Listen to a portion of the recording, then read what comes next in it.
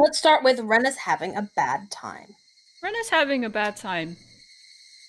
Okay. So we learned of Takano and Tomitake. Tomitake clawed his throat out like he usually does. Takano Mhm. burned to death. Classic, you know?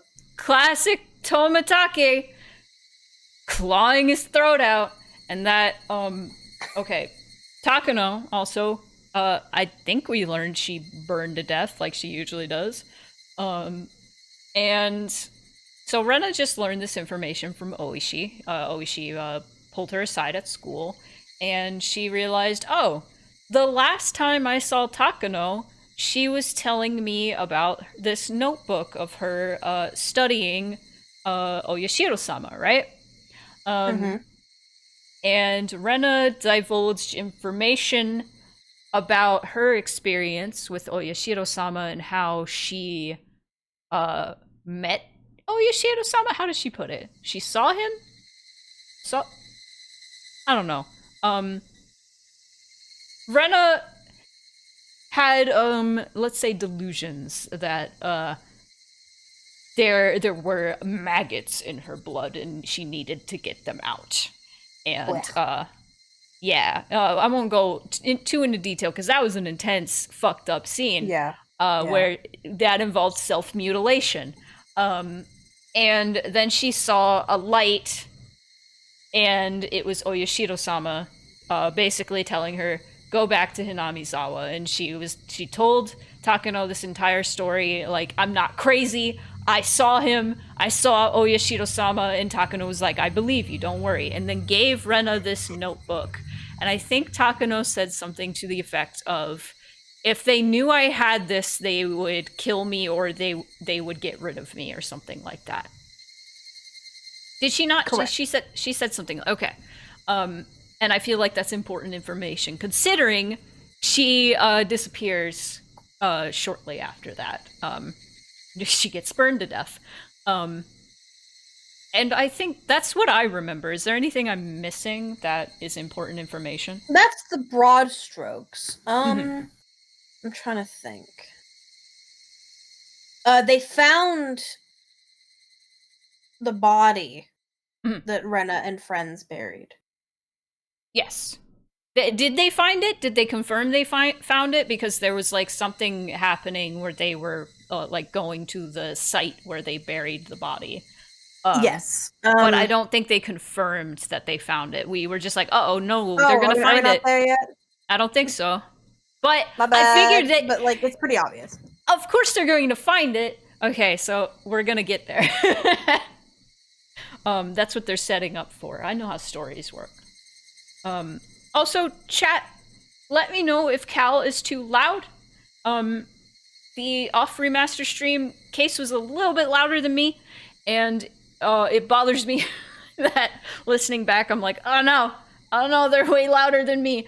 So please let me know if If you Cal. don't voice your opinions, if you don't tell us when something is wrong, we can't I'm help you. I'm also just very picky, so you can be very picky, chat. If Cal is a lot louder than me, or is if you can't hear him or anything, um, let me know. But there we go. Okay, I think we should continue. We should. I'm gonna put my Mhm. phone down now. Yeah, continue. Continue. All right. Should I read this? Yeah, go ahead. All right. About homing ability and homesickness. If you interpret homing ability in a broad sense, you can say that most animals have a homing ability. It's the same with humans. We like to sleep, rest, and eat at a place where we feel comfortable, namely our homes. Your home is to you what nests are to animals. Therefore, we can say that humans have a homing ability as well.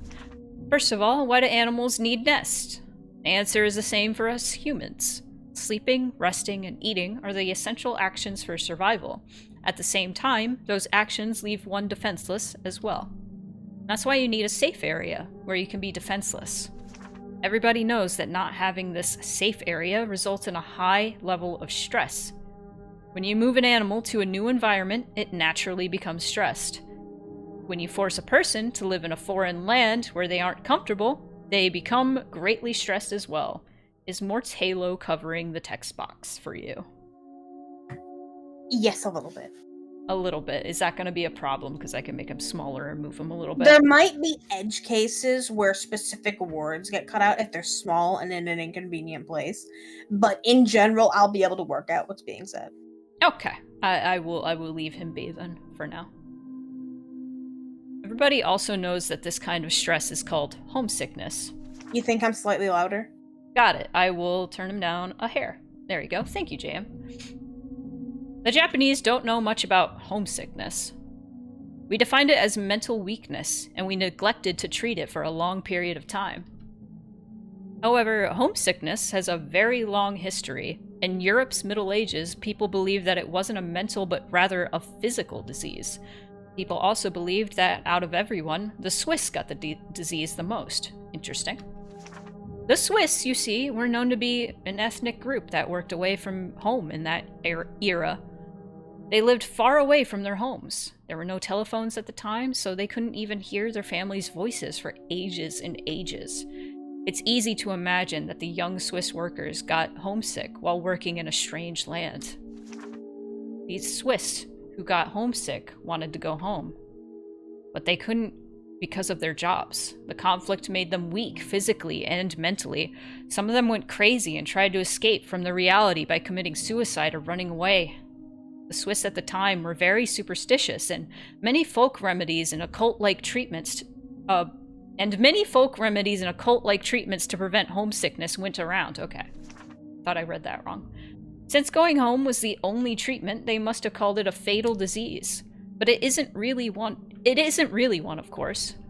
Specifically, homesickness is a sign of that human homing instinct. Your brain desires to go back to your safe area, namely your home. At first, your brain makes you remember the happy memories of your home, and it urges you to go home in a natural way. But when reason stops you from achieving your desire, your brain starts sending unnatural signals to your body. As a result, your body gets weak, and that makes it more difficult for you to live in a strange land. In the end, it doesn't even matter. You have to bend reason in order to achieve your desire to go home. So, homesickness is born from our homing instincts. And the stronger one's homing instinct is, stronger for homesickness. The strength of that homing instinct varies from individual to individual and depends on the environment in which those individuals live. When your home is safe and the environment you live in is dangerous, your homing instinct grows stronger. On the other hand, when the environment you live in is safer than your homing instinct becomes very weak. Safety isn't the only element that affects its strength. Cultural aspects affect it too. The many customs demanding families to return home for major events varies with each region, so your birthplace's culture also alters the strength of your homing instinct. Amongst those regions, the transcendents of Onigafuchi village were believed to have an excessively strong homing instinct. The people of Onigafuchi forbade their fellows from ever leaving. Many believe this was the effect of the elitism and sense of purity I already mentioned before. People today still strongly believe that Oyashiro-sama puts his curse on you if you break his rule and abandon the village. This superstition can be interpreted as homesickness. If homesickness is directly proportional to one's homing instinct, then the exaggerated expression curse would signify the strength of that homesickness and also their homing instinct. I can assume that they hated the outside world and created an insular society precisely because of their powerful homing ability. Unfortunately, there's no way to measure the strength of the homing ability that the primitive people of Onigafuchi had. It was so strongly forbidden to leave the village that nobody left long enough to get homesick. However, after the Meiji era, things changed. The sacredness of Onigafuchi dwindled with the efforts of modernization. Many young people started longing for city life, and some people were forced to leave the village to get a job. As a result, villagers started venturing outside the village borders. That was when the transcendents of Onigafuchi realized how strong their homing ability was for the first time. The residents of Hinamizawa got extremely homesick. After a while, people started to call this homesickness the curse of Oyashiro-sama. Pee-pee! It became rumored that a person who left the village to get a job in a strange land was cursed, that he went crazy and died, and people who had left the village started coming back to either it or the nearby town. Their homesickness and their homing ability were very strong because of their culture. It's reasonable to think that these were cultivated by the unique religion in Hinamizawa, namely... Bingo? Thanks. Namely, the cult of Oyashiro-sama. From the moment they were born, they were taught the rules of Oyashiro-sama. They must have felt guilty about leaving the village unconsciously. As a result, they considered their homesickness to be the curse of Oyashiro-sama. I'm not sure if their homesickness got stronger because of the rules of Oyashiro-sama, or if they made the rules of Oyashiro-sama because their homesickness got stronger. I don't know which came first. There you go. For you. I got tired of reading such small print and laid down on the floor on my back. The true identity of the curse of Oyashiro-sama is homesickness?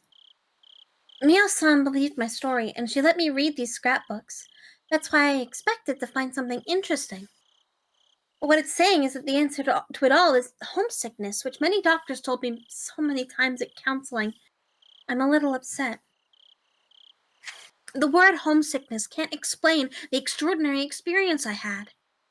I saw Oyashiro-sama come down to me from a bright light in the bathroom. I saw the dusky red nasty maggots come out of my blood vessels. This scrapbook doesn't explain any of that. I don't understand how Mio-san was going to explain the cloud of maggots. Maybe she didn't have any explanation of that to begin with. Was it just a delusion? I flipped through one of the other scrapbooks Mio-san had let me borrow, looking for an explanation of the maggots that I saw. Then I found it. It had the exact title that I was looking for. About maggots. Oh, do you want to read this or? No, it's okay. You can read this because it is Takano's notes. Okay. I should do a Takano. The Taco notes. I should read it in her voice. I realized it was her, but I was just reading it in my own voice. About maggots and the curse of Oyashiro-sama. In the Meiji era, a group of villagers were on their way back to Hinamizawa, and they started discussing a rumor about a weird disease. They said that maggots started crawling out of the wounds of a person who left Hinamizawa, and that the maggots ate the person's body from the inside. The Shinto priest of the Furude shrine at that time explained that the weird disease was a sign of the curse of Oyashiro-sama. According to tradition, the Shinto priest showed the villagers an ancient scroll, and he told them that the story of the maggots had been passed down through the ages. This is what the scroll said. The world where the demons came from must be interpreted as the land of death, and the demons in that land of death had to live their lives while being eaten by maggots. The villagers who are of the demon's blood had nothing to worry about as long as they lived in Hinamizawa under the protection of Oyashiro-sama. But once they left Hinamizawa, abandoning that protection, the maggots that had been sleeping in the blood of the demons would start to awaken, and they'd eat their bodies from the inside out. This maggot disease scared the villagers for a while, and they asked the shrine to provide them with protective talismans whenever they had to leave the village on business. This is interesting, as it's similar to the way homesickness was dealt with by the Swiss in the Middle Ages. After the war started, the delusion of the maggot disease faded away, but there remained a custom to send talismans to families that lived away from Hinamizawa. The talismans had the word maggot on them. But the most interesting part about all this is that the residents of Hinamizawa didn't know about the maggot disease until the rumors began. I thought that their unconscious worship made those people think of homesickness as a curse. So this case of the previously unknown maggot disease directly contradicted the research I had done so far. It's natural to think that the group of people who were on their way back to the village were lost in a mass delusion because they strongly believed in the curse and that the Shinto priest took advantage of their state of panic to instill a deeper faith in them. But I'm not fully convinced that it was merely a coincidence that this mass delusion matched with the story in the old picture scroll. I wonder if it's possible to see maggots in a wound without having the prerequisite knowledge when a person is cursed by Oyashiro-sama. I wish Oyashiro-sama would put his curse on someone I could study. I'd love to see those maggots coming out of someone. I felt as if Mio-san was here and making that request of me. I remember. When she gave me the scrapbooks, she said that I might be the only one who could understand them. I felt good for just a moment. Because I found out that the maggots weren't a delusion. But at the same time, it destroyed my excuse that it was a delusion. The maggots weren't a delusion, they were there. All of a sudden, my wrists, elbows, inner thighs, and neck started itching. I felt the urge to cut open a blood vessel, but I quietly held it down. I remembered that Mio-san looked very serious when I talked about the maggots. She must have thought it was creepy. But so did I. While I was crying because nobody believed me, a part of me didn't want to believe that my body was filled with those creepy things. I think a part of me wanted to believe that it was a delusion. But now I know it wasn't. It wasn't a delusion. There are some people who had the same experience. Maggots in the demon's blood will awake when you lose the protection of Oyashiro-sama. In other words, they may not awaken under the protection of Oyashiro-sama. What the fuck happened to me just there? But all the villagers still have maggots in them without knowing it. She's a few apples short of a bushel. Wow. People of the demon's blood are people who have the creepy maggots in their bodies. I tried not to jump to conclusions and flip the pages again. I unconsciously looked for something related to maggots. About parasites and control of the host. The maggot disease made me think about something.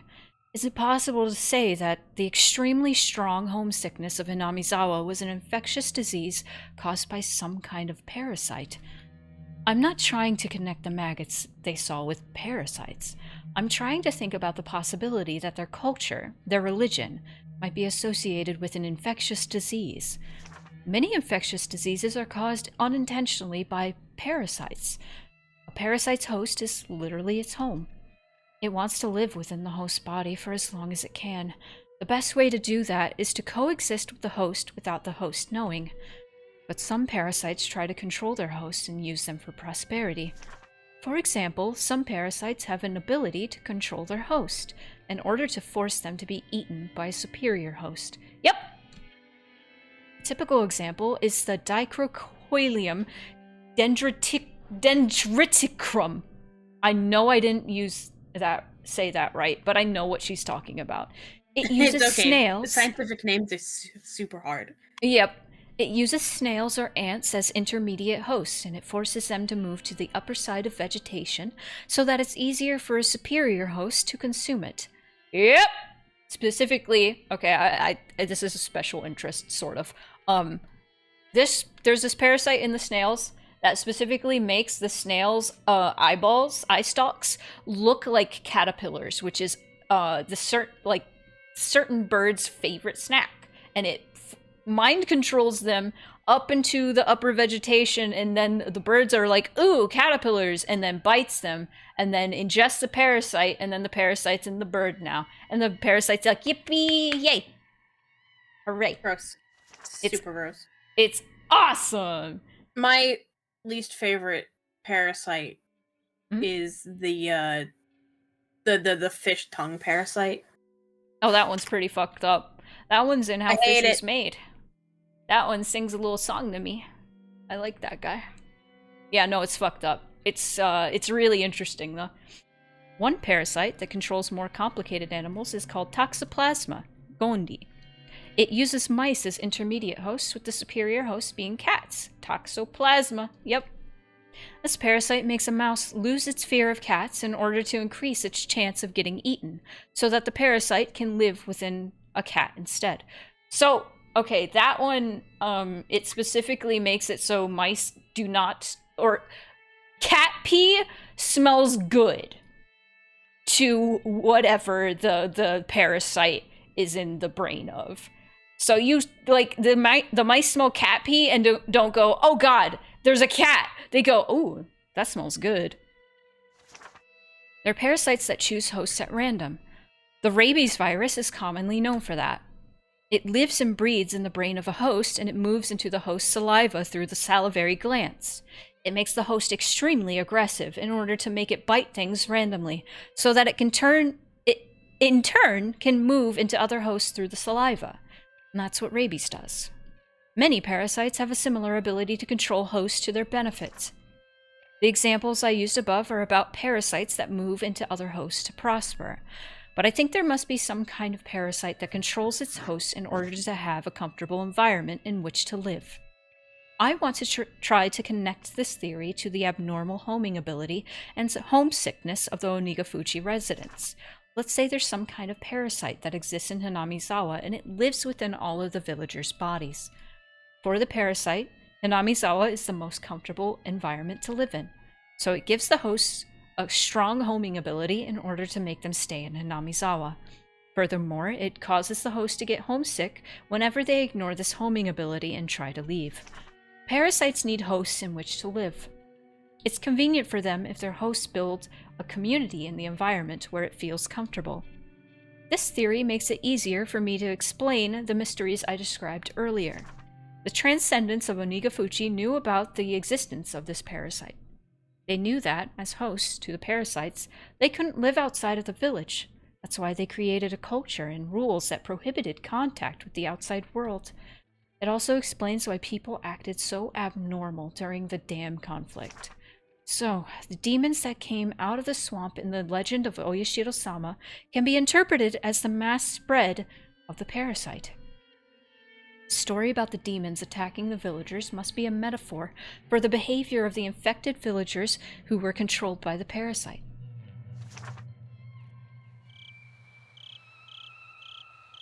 This theory is too crazy. I should have just laughed about it. But I felt bad for Mio-san, so I decided not to. Hinamizawa is controlled by a parasite? You could use that theory to explain how the maggots came out of me. I felt a little bit dizzy. I was so confused, and a part of me thought it was ridiculous. And another part of me thought it was even more convincing than any curse. But Mio-san was probably erased because she wrote the scrapbooks. If so, the contents of these scrapbooks must be something that they can't ignore. They try to get all of her scrapbooks to consign them to oblivion. What if they notice some of her scrapbooks are missing? I felt a chill running through my spine. I have to keep it a secret that I have these. And I'll have to try to understand more about their contents. I remember Mio-san told me that the three families are behind the series of mysterious deaths, and that they're trying to resurrect the cult of Oyashiro-sama. According to the theory I just read, the parasite must be trying to maintain the current environment of Hinamizawa. The healthiest environment for it is a completely closed village, just like the primitive Onigafuchi. It must be very comfortable for the parasite if no hosts go outside the village. They don't even like that the villagers often leave the village to go shopping. That means the parasite would try to goad the hosts into resurrecting the cult of Oyashiro-sama. I remember there was an article in the scrapbook saying that the demon's blood runs thickest in the three families. That would mean that they have a larger amount of the parasite in them than the other villagers, and that they're under its control. The three families seem to be planning to bring the village back to the Onigafuchi era. Reviving the Watanagashi festival after the dam conflict can be interpreted as their desire to revive the faith that had started to fade away in the Meiji era. The three families, especially the Sonozaki family, have a great influence over the region and the public organizations. What's going on here? I thought this to be a poorly written theory, but the pieces fit together one after another. I've never played a jigsaw puzzle as crazy as this. I felt my brain swirling due to this absurd theory. A part of me thought this was ridiculous, and another part of me thought I might be about to expose an unbelievable truth. When I tried to look into the center of it, I felt as if I was going to fall into the whirlpool and drown. I'll have to devote myself to reading more seriously. There must be some truth to this. It caused misfortune and made my life miserable after I moved to Ibaraki. I might be able to find the truth, including the cause of my parents' divorce and my desperate behavior. Right then, I heard a knock on the door all of a sudden, scaring me. I hid the scrapbooks under a cushion. Reina, you have a phone call. A phone call? This late? Who is it? It's from a bookstore. Did you order some books? They said they were Oishi-san from the Okinomiya bookstore. Uh-oh. Oishi! Uh-oh! Do you know Yoshiro-sama? Yes, Hinamizawa. Yes, I kill Hinamizawa. you, you kill me. No, Hinamizawa.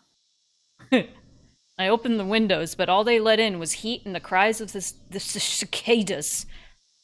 It's too hot. It really is. It was break time between classes, but we couldn't really get any rest. Mion and I leaned on our desks, exhausted by the heat. The younger kids sure are tough, considering how the heat wasn't bothering them at all. They were running around the classroom despite the temperature. Do schools in the cities have air conditioning in their classrooms? No, they don't. Only the teacher's office gets to have air conditioning. Wow, that's better than nothing. If I were a student at a school like that, I'd attack the teachers and take over their office. You'd be the first student ever to do that. I didn't even have the energy to laugh. Miona and I stopped talking and used our notebooks to fan ourselves. I wonder how hot it gets in Japan. I'm curious now.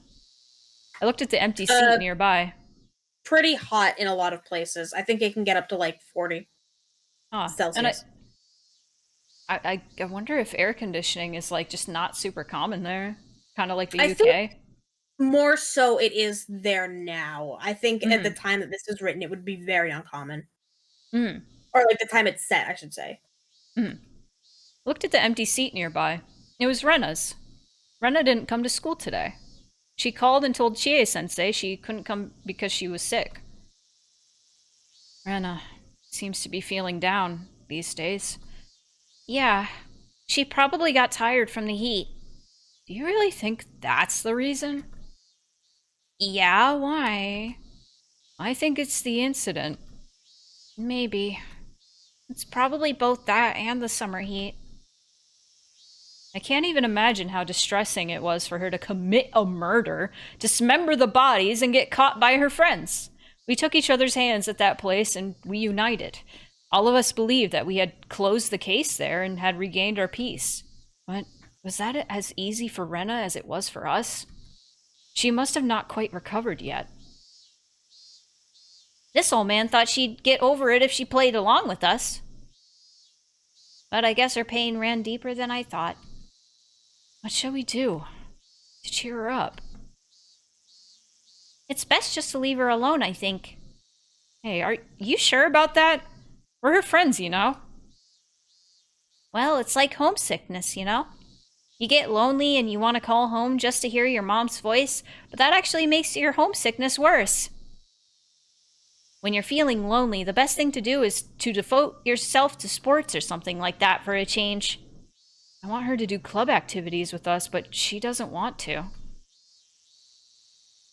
I don't know about her, but people usually have a desire to depend on somebody. You want to depend on somebody who supports you and sympathizes with you. Haven't you ever experienced that feeling? When you can't stop depending on somebody when they try to cheer you up? Well, I don't know. Completely depending on someone means trying to earn even deeper sympathy from them. At that point, even though you're trying to comfort them, they just slip further and further into depression. By finding initial success through relying on someone and receiving comfort, they grow addicted to indulging in misfortune. I think Rena knows that too. That's why she wants to be alone right now. If she wanted to depend on us or get comfort from us, all she'd have to do is to stay with us and cry all the time. So how can we cheer her up?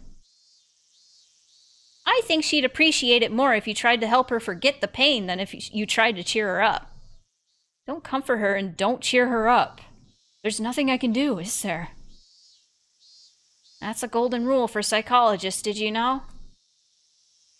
Mental trauma can only be healed by the person who has it. Mion is so wise. If someone else helps a person out of their mental trauma, even if they succeeded, that person wouldn't be completely healed. So all we can do now is wait until Rena heals on her own. I understand the idea, but I just don't like how cold it sounds. I clasped my hands behind the back of my head, looking at the ceiling. Mion laughed. Rena will be fine as long as she has someone like you to worry about her. I'm sure she can pull herself together. So all I need to do is be close to her? I don't know about that. Oh, they're all me! It's okay. We'll probably get Cal characters soon. Don't worry, this is the Rena chapter. I will be. It is the Rena flooded with chapter. Rena. You will have so many lines. There is something you can do, Keiichi. Rika-chan spoke up. I wonder how long she'd been listening to her conversation. What is it? You can listen to her when she wants to talk to somebody. Is that all? I just listen and I don't need to make her feel better? Yes! Kei-chan, people feel better just by talking to somebody. Sometimes all they need is someone who does nothing but listen quietly. Just like me said. I think it's important for us, as her friends, to be there for her whenever she wants to talk to somebody. Mion and Rika-chan were absolutely right. I was going to pat Rena on her shoulder and tell her to cheer up when I saw her next, but now I know that would have been one-sided on my part. Rena doesn't want to feel down herself. She wants to cheer up, if at all possible. If I cheered her up irresponsibly, she'd be very disappointed because she'd think that I didn't understand her pain. You're right. I guess I wasn't even trying to understand how she felt. I wanted to cheer her up, but I now know that's just what I want to do, not what she wants me to do. Thanks, you two. I think I finally understand. On that day, thought I cheered her up, but I started to doubt if I had reached her heart. I might have just been dragging her someplace where I wanted her to go. I wasn't on her side in the real sense of the term. All of a sudden, Rika-chan patted my head. Don't worry. We all know that you're on her side. What? What? Did I say something out loud again? It did reach her heart. Kei-chan, you really did give her great strength on that day. Well, now that I think about it, what you said on that day was more than a little theatrical. We heard footsteps from the hallway, and everybody started to head back to their desks. Take your seats, everyone. That's not President, Chie. if you would. She's an imposter. That's not what Chie says. All rise.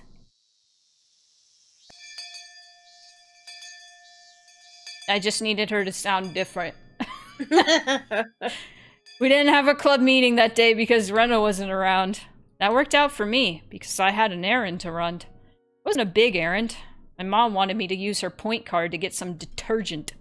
I didn't see the point of going all the way to the store just to get detergent, but my mom told me to go because she's busy helping my dad with his work.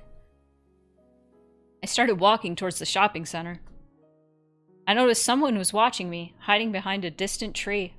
Wonder who would do such a mischievous thing. I stared at them to find out who it was, at which point they emerged.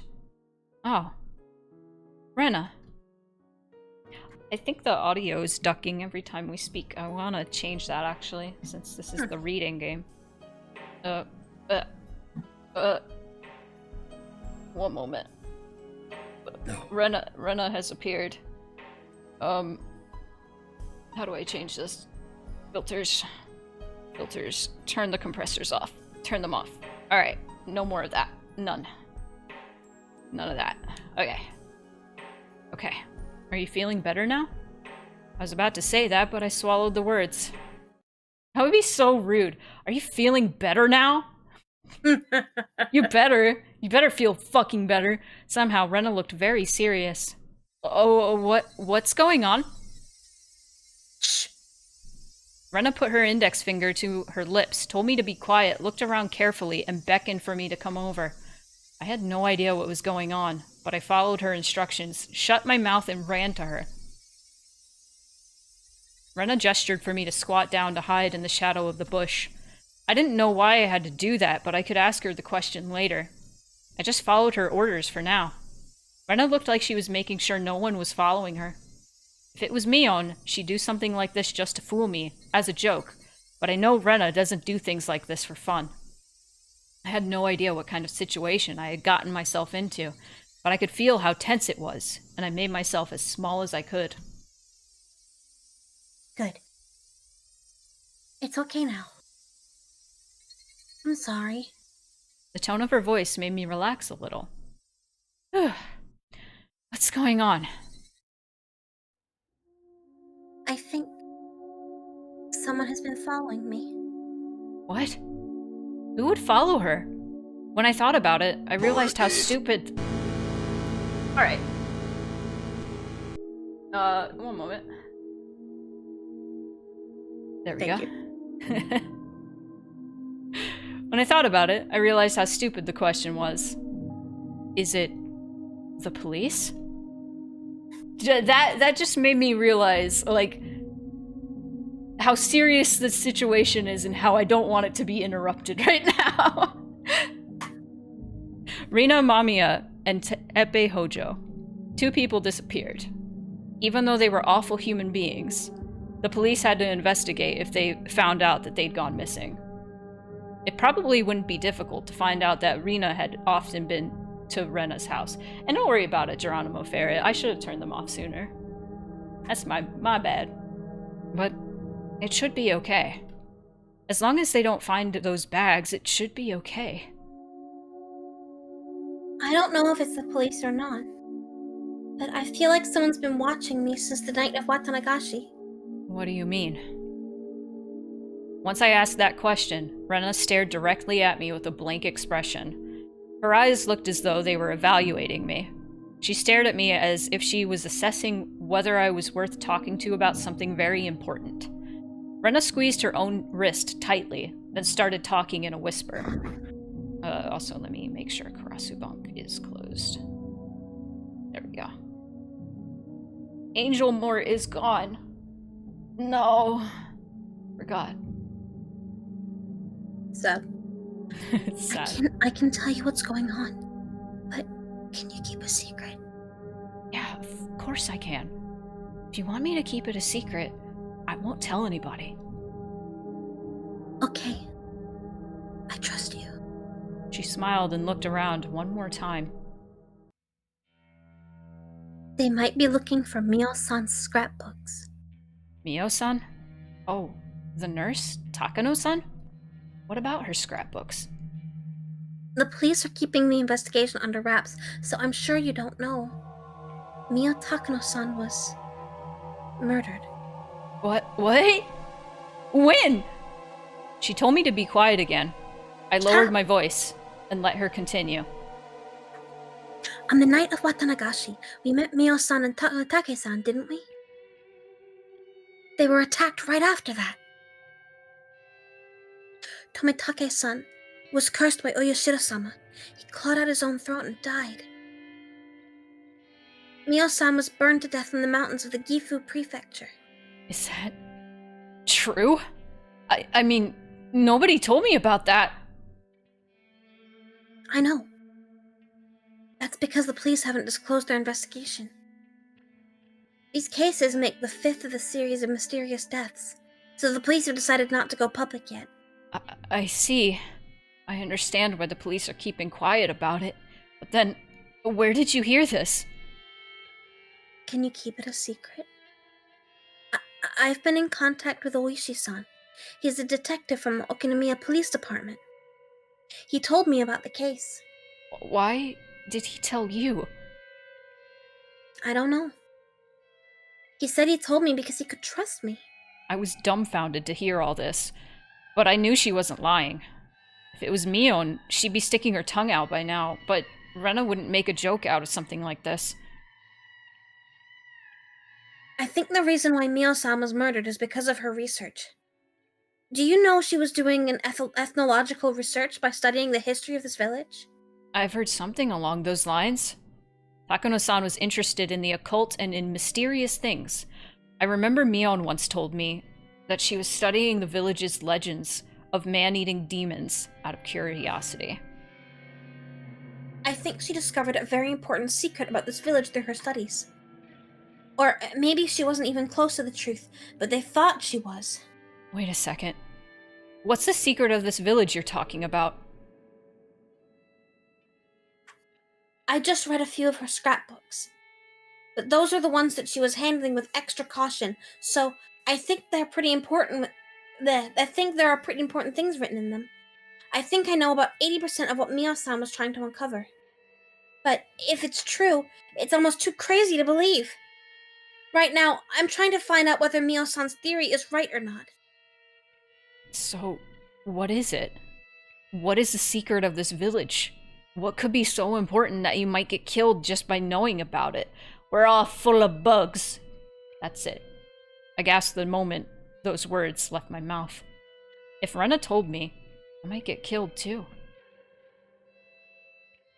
I don't want to tell you yet, but I promise I will once I verify things. Because it's really crazy. Too crazy to be true. What do you mean? You have to verify things. For example, I myself serve as verification that the maggot disease can occur without any background knowledge, but there are a lot of things I still need to verify. They sound too crazy to be true, and I can hardly believe them if I don't verify that they are. Maggots? I was totally lost now, and I wanted to ask her some questions, but I decided not to cut in. It was so hot outside. But Rena held her arms as if she was cold. Rena, I'm always on your side. You can trust me.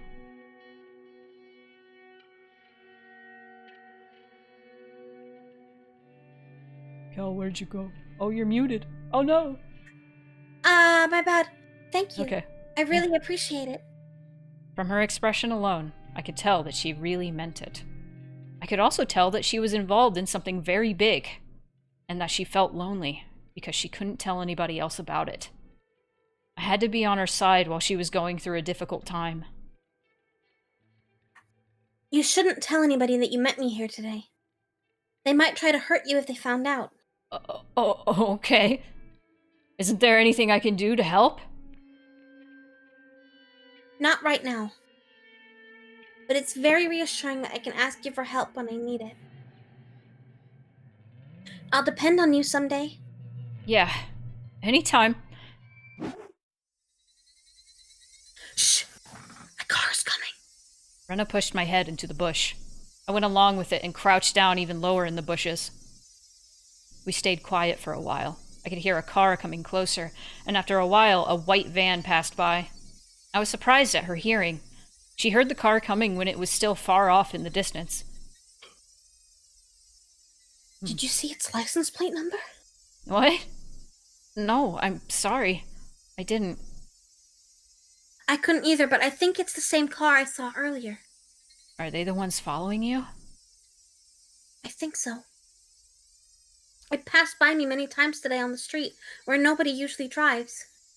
I hit every time, but it's strange. Are they the ones?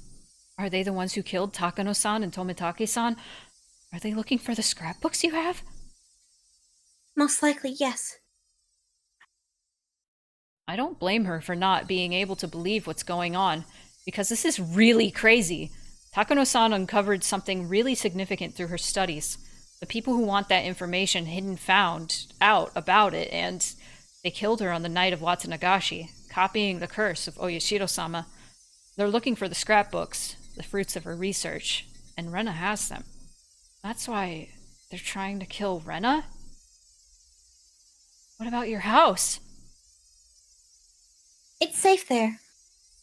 I hid the scrapbooks in my secret hideout at the garbage dump. I'm worried about my father, but he'll be fine because he doesn't really know anything. It's written on your face, Keiichi-kun. It says, I can't believe it because it sounds too crazy to be true. Am I right? I wanted to deny it, but I felt bad to lie. I remained silent in the affirmative. Well, that's a normal reaction. I couldn't believe any of it when I read the first scrapbook. I finally started seeing the connections after reading all of them. Sorry. I do want to help you, but I just don't know how. I don't see the whole picture of what's going on. If I tell you, it might put you in danger. You're already in danger, right? I don't mind. Don't worry about me. Okay. I'll tell you then.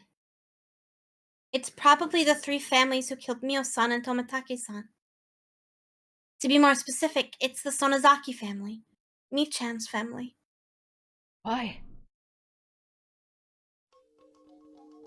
You know about the series of mysterious deaths, right? Of course. The traitors of the dam conflict die every year, right? The series of mysterious deaths is like a resolution of the dam conflict. They're trying to end the dam conflict in the true sense of the term by erasing people who betrayed the village. It does look like that in a way. Nobody really says it out loud, but everybody is suspicious that the Sonozaki family is behind it. That's what I've heard. But if they really wanted to erase the traitors, they wouldn't have had to do it on the night of Watanagashi. Why don't they kill them all at once instead of killing them one by one, using the curse and then demoning them away every year? Wouldn't that make more sense? I've never heard the words demoning away before, but Rena clearly thought they had some kind of creepy, significant meaning, so I decided not to cut in. That means that they're using the series of mysterious deaths in order to resurrect the sacredness of the Watanagashi festival. Step by step, they're reviving the sacred nature of Onigafuchi that was lost in the Meiji era. Their goal is to revive the level of belief in Oyoshiro-sama that used to exist in primitive times. Belief in Oyoshiro-sama. Are you Take talking word. about the Furude shrine? Yes. Do you think people revere the Furude shrine now? Elder people respect the shrine, but that's it. Kids think of it as a place to play, and most of the villagers think of it as a place to gather for local events.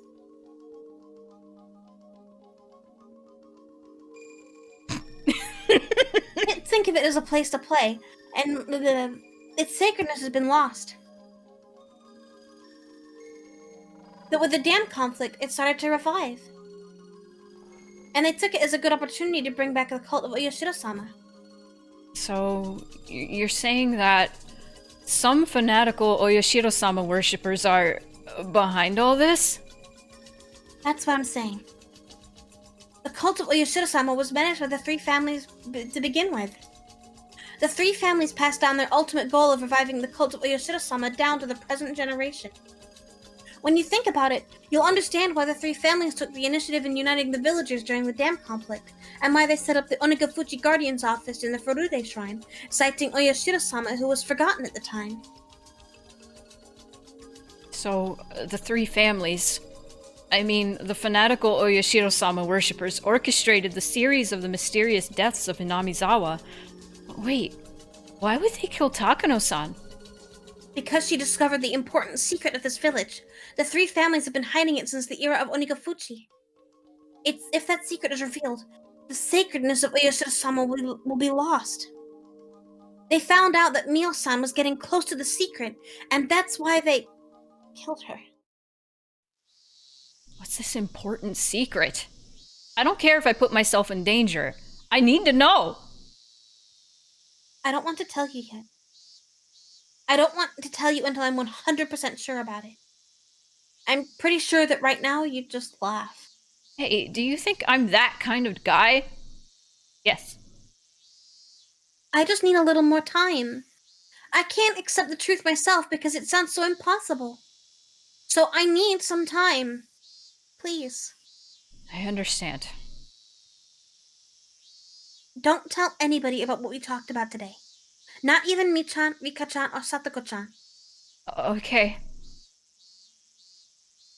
Well, you should go now. I'll take a look around for a while before I go home. I can't be too careful anymore. Rena ducked low in the bushes and moved away. I was left alone there. The cries of the cicadas surrounded around me, making it seem as if I was alone there the whole time. I started walking, still dumbfounded. In the end, doesn't even matter. Rena didn't tell me the secret because she was afraid of putting me in danger. But she told me clearly that there are people who want to resurrect the cult of Oyashiro-sama, and that they're among the 3 families that control the entire village. They orchestrated the series of mysterious deaths for that purpose, and they killed Takano-san because she got too close to the secret they wanted to hide. Rena met Takano-san and happened to obtain the scrapbooks in which Takano-san wrote about her research. Rena still can't believe the secret written in the scrapbooks because it's just too crazy. Hey, come on, Rena. You're kidding me, right? It's like one of those comic book stories. A mysterious occult group is plotting a conspiracy? I mean, it's not funny even if it's a joke. But Rena's right about one thing. Even if this is true, it's really hard to believe. I understand why Rena wanted to wait to tell me the secret. Maybe she was just fooled by Takano-san. But Takano-san was murdered for real. So is it also true that someone is following Rena, looking for the scrapbooks? I remember, Rena said that a white van was following her. You can see white vans anywhere. I bet there are a lot in this village alone. She might just be oversensitive to everything right now. Rena hasn't recovered from the shock since that day. It's probably why she got the idea into her head that the police or someone else is coming after her. I didn't cut in while she was talking. I think I did the right thing. If I had said that it was ridiculous or something to her face, Rena wouldn't have trusted me ever again. At that point, however, I gasped. A white van was parked on the side of the street. I wasn't sure if this was the same car that passed by earlier, since I didn't see the plate number, but the number of people in the car and the ambience of it was similar to the one earlier. And there's one other thing that looks suspicious about it. There was no reason to park here. It was on a small road in the middle of the woods. There's nothing around here. No traffic lights, no vending machines, and no public phones. I probably wouldn't notice it under ordinary circumstances, but I felt something was wrong. And once I noticed how odd it was definitely suspicious. There were 4 men in work uniforms in the white van. The driver was smoking a cigarette, but the other men were just sitting there doing nothing.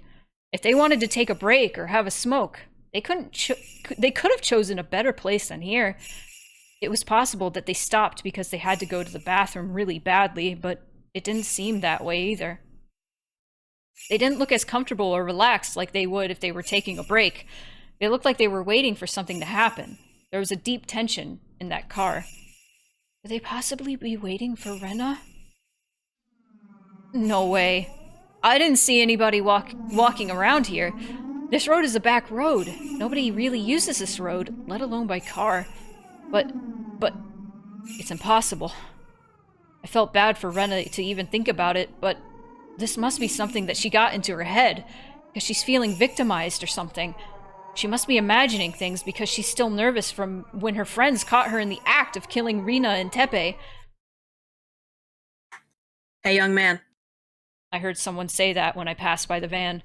He couldn't mean me. He didn't even know who I was. He didn't know I was a young man. I could have been a girl. You don't know, man. Anyway, so I assumed he was talking to one of the other people in the car. I pretended I didn't hear him, and I kept walking by.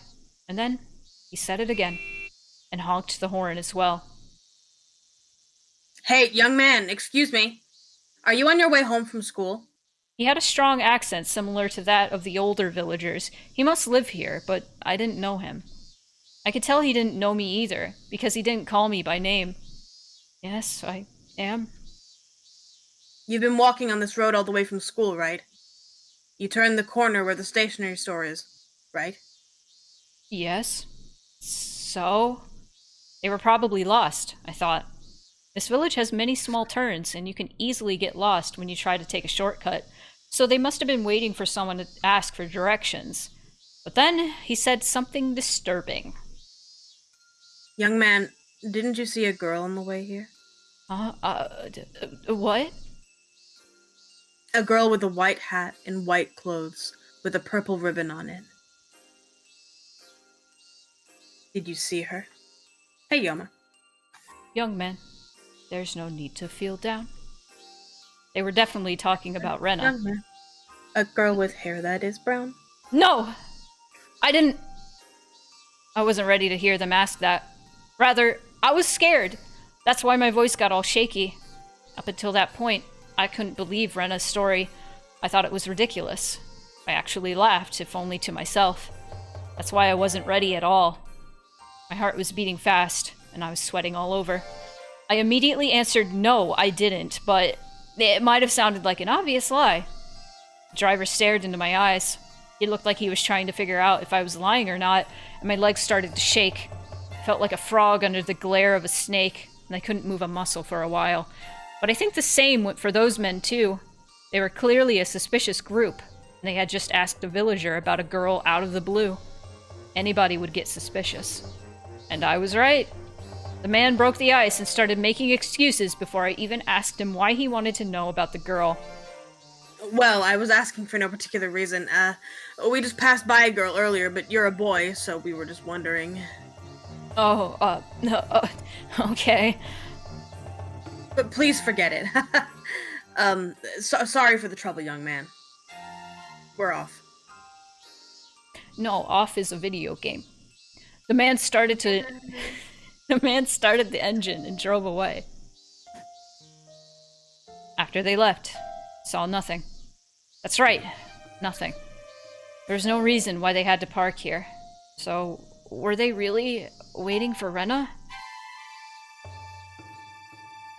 Oh, the lines! Oh, the white screen! Oh, the letterbox! There it is! Shall we take a break? Yes, I need to pee! That earlier when I said peep, I was like pee instead of people. That's why I needed to pee. I see. That's not true. That was just me slipping up, but I needed to make a stupid joke. Anyway, save. While we're on the break, I will turn the redeems back on so you guys can go to town. I'm sorry I turned them off. Out of your system. Yeah, things were just really serious and I just wanted to not ruin the mood any further. Let me also get Karasu Bonk back. I need to fix that one. So you can throw things at me. Don't do it yet. You will lose your points. Error. Version misradar. You're Hang on, overlaid. I opened the wrong one. Also, BRB, I'm gonna go get a sippy. Go get your sippy. I'm gonna try to open the right one.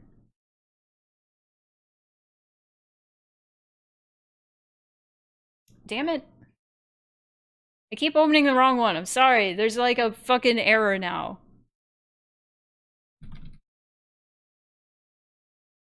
Ignore it. Damn it. What is this one? There we go. That's the right one. Okay. So now that works. Now you can throw things at me. But why would you? I'm gonna go to the BRB screen.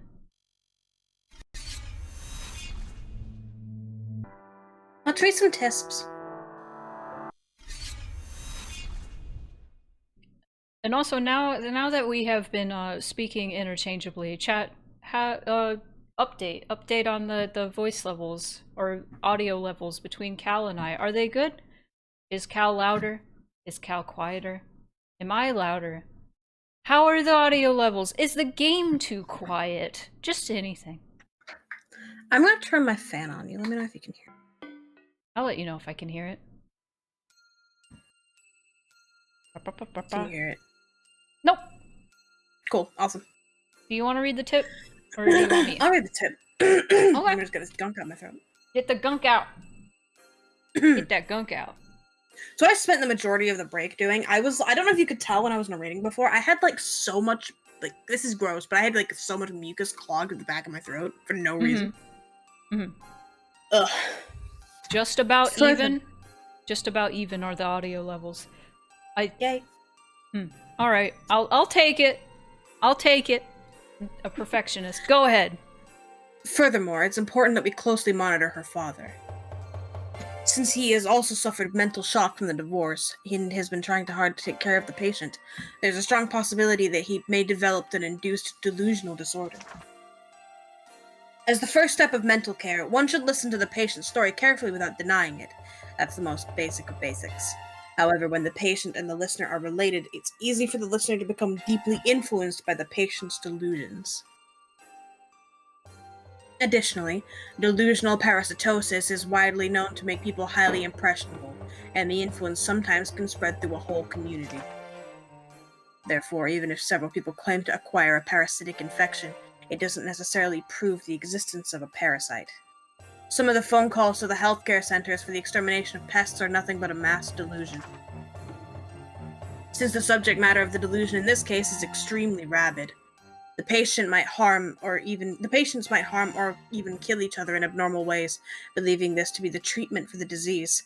They also might give up hope and commit suicide together, in the worst case. This influential delusional disorder, otherwise known as shared psychotic disorder, shows a particularly strong possibility of influencing close companions. Anyone who is going to contact the patients must be made to understand that the patients are under medical treatment and must be warned not to be influenced by the patient's delusions. Individuals who are likely to be easily influenced are the patient's family members and people who care deeply about the patients, such as boyfriends or girlfriends. I want to look up delusional parasitosis. Parasitosis.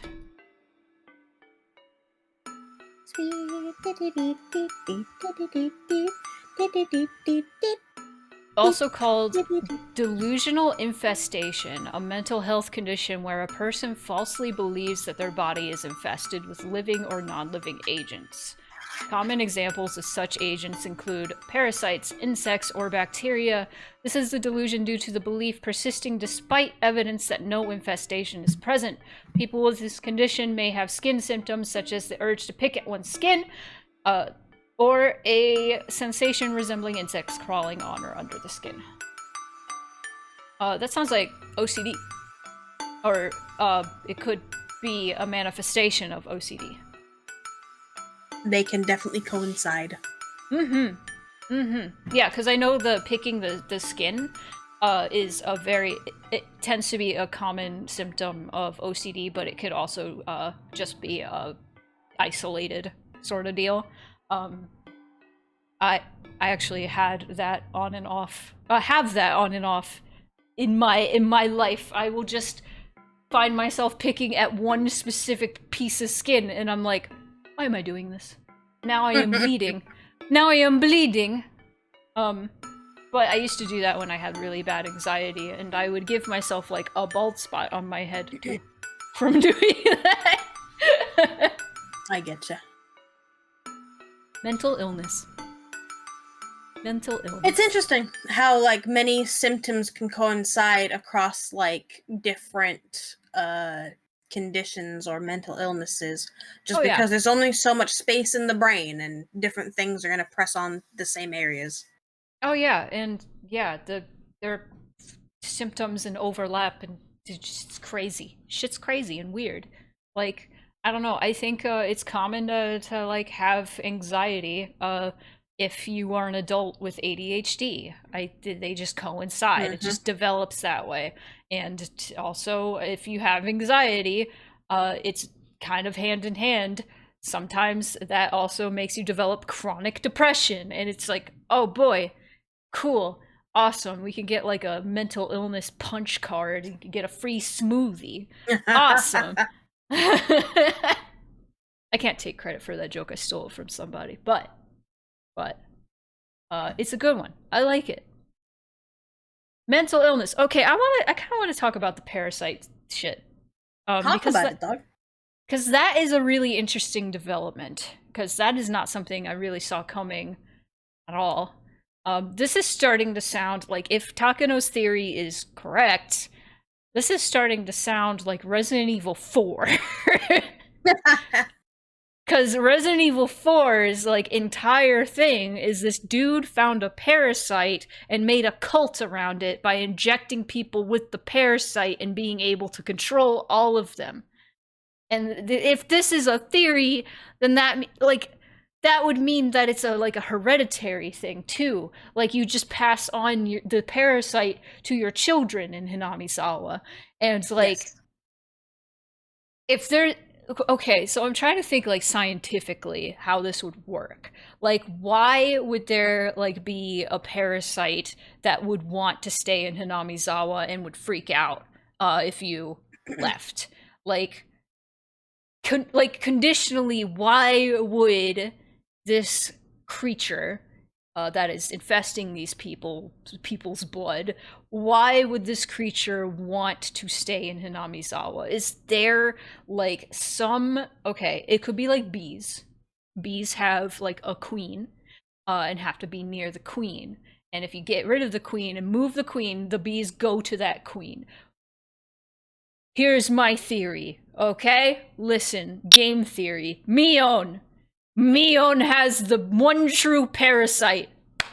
Done. Or Rika. Mion? I don't know. These are my thoughts. Now I'm like bug brained because I love parasites because I'm a I freak. knew that you'd love this game. Ah! I've been holding this back for actual literal years. I broke my tracking because I literally like grabbed my head and I flung it backward because fucking the whole reason I love like Resident Evil 4 and like actually like Resident Evil 7 and 8. Resident Evil 7 and 8 vague spoiler for people who didn't play Resident Evil 7 and 8, but 7 and 8 revolves around like a hive mind fungus, and I can absolutely see that happening with Hinamizawa to a degree. And I think I also brought this. Smelled like Louisiana. Yeah. So okay, I brought this up. I know I brought this up in one of the streams. There was an entire arc in the TV show spin-off of Buffy the Vampire Slayer, Angel. There was this entire arc where there was this character who was basically the devil, but she looked beautiful to everyone. And there was this thing with her where if your blood mixed with her blood, you actually saw like what she was, and she was just a disgusting like demon with her face full of maggots, and it was disgusting. It kept me awake when I was a child. Anyway, there's this whole thing. Just kidding. No, there's this whole thing where like everybody would see her and like worship her and believe everything she said and like basically like worship at her feet. And so there was this whole thing where they accidentally mixed her blood with hers, which sounds weird, but that fucking happened. And they would mix other people's blood with them to be like, okay, you need to see the light so you can understand. And then they tried to get out of town. And as they were trying to get out of town, they found out that she could speak through the people that were worshiping her. And so she could see all of them as they were trying to leave. And it was terrifying because this whole town that was worshiping her was like, you can't fucking leave. And that's what Hinamizawa reminds me of. And now, especially, extremely, because it's kind of like this hive mind thing where this one character can speak through everybody. And I kind of want to... Oh, fuck. I'm going all over the place. Takano. I said Takano is behind so much shit. I don't know about that anymore. But she could be. Maybe she's the mother bee. Maybe Oreo's the mother bee. Maybe this is a thing in my brain now. I'm gonna think about who is the mother bee. I think it's the Sonozaki heir. It's gotta be Shmion, one of them. It's one of them. It's the mother bee.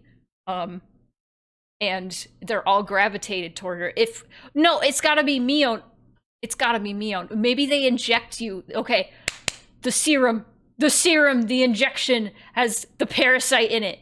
We've cracked it. We've cracked the code. I've cracked the code. Chat hasn't done shit. Let's go. I'm just kind of sat here smiling like a dumb dog. You're doing so good. I should apologize, Rena. I don't think I believed you. I'm really sorry about that. I rescind my statement.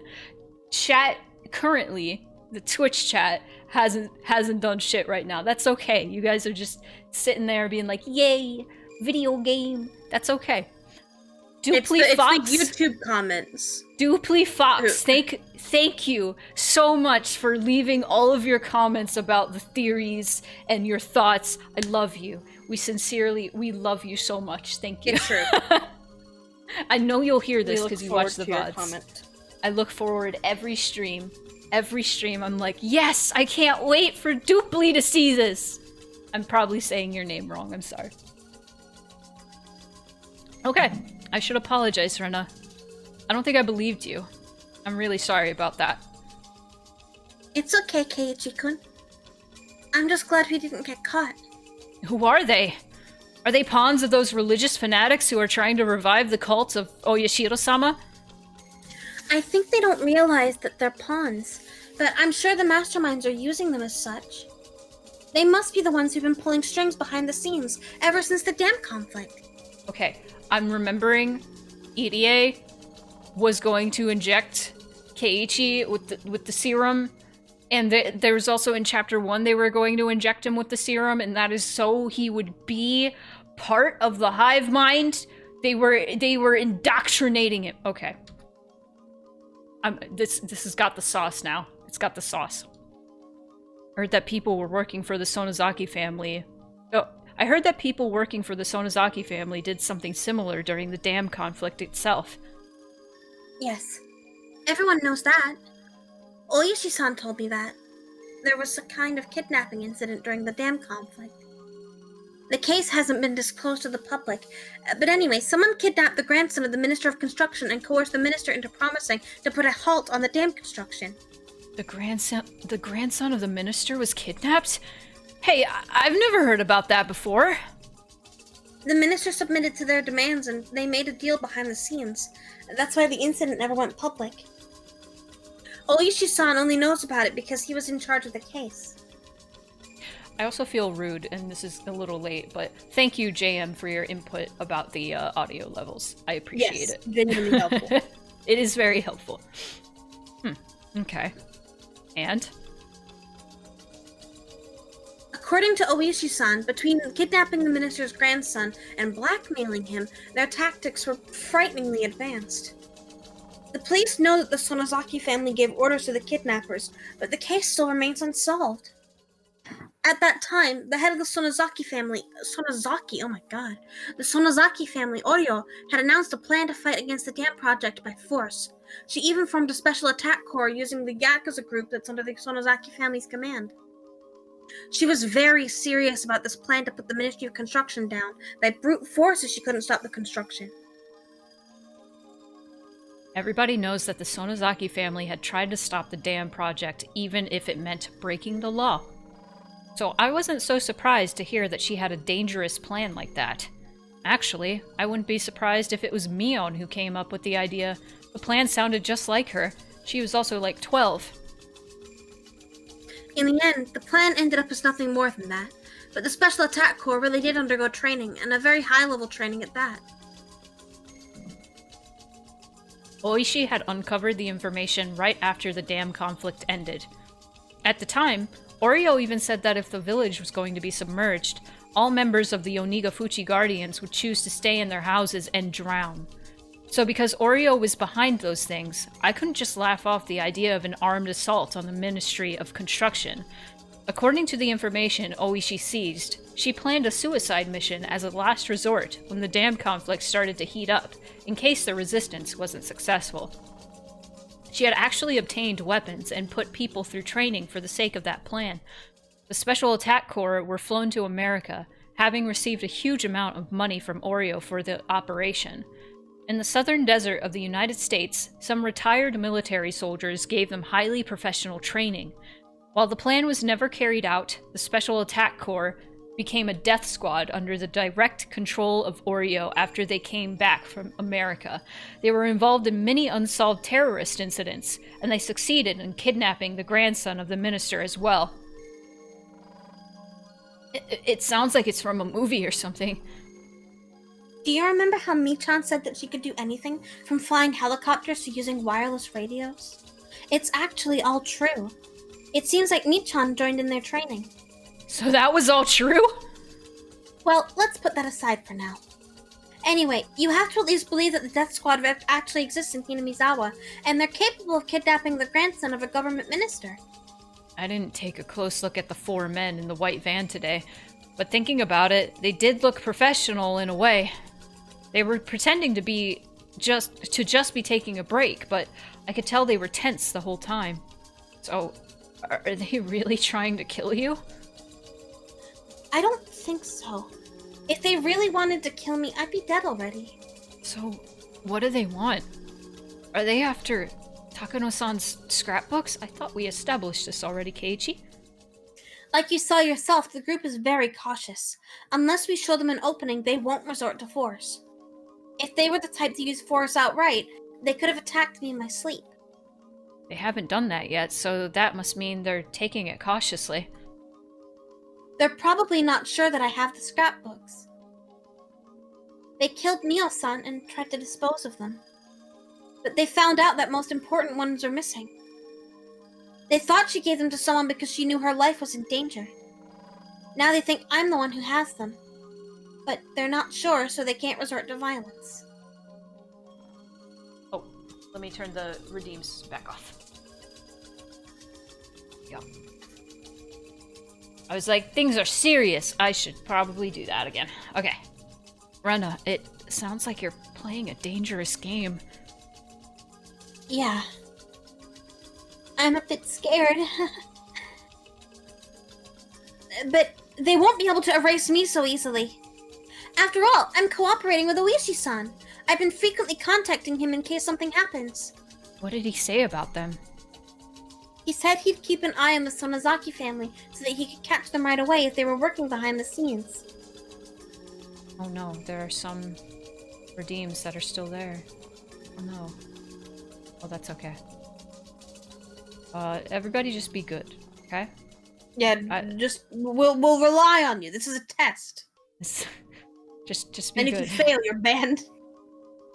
I don't know about banned, maybe timed out, but... I'm kidding! I'm the kidder! I'm the kidder! I feel like the person who will redeem something in the middle of a serious scene is going to end up being, like, a friend, and I'm just gonna be like, I'm sorry, man. I'm sorry, man. And I know. Spicy. It'd be spicy. Anyway, did you tell him about the scrapbooks?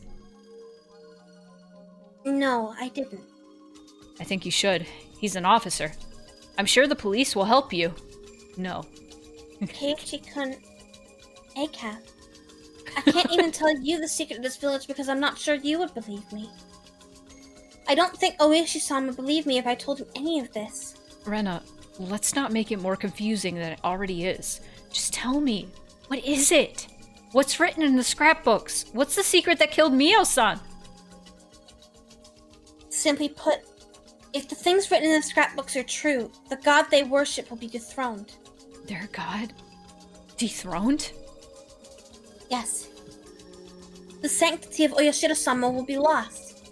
That's why they want to conceal the truth. They want to resurrect people's belief in Oyashiro-sama.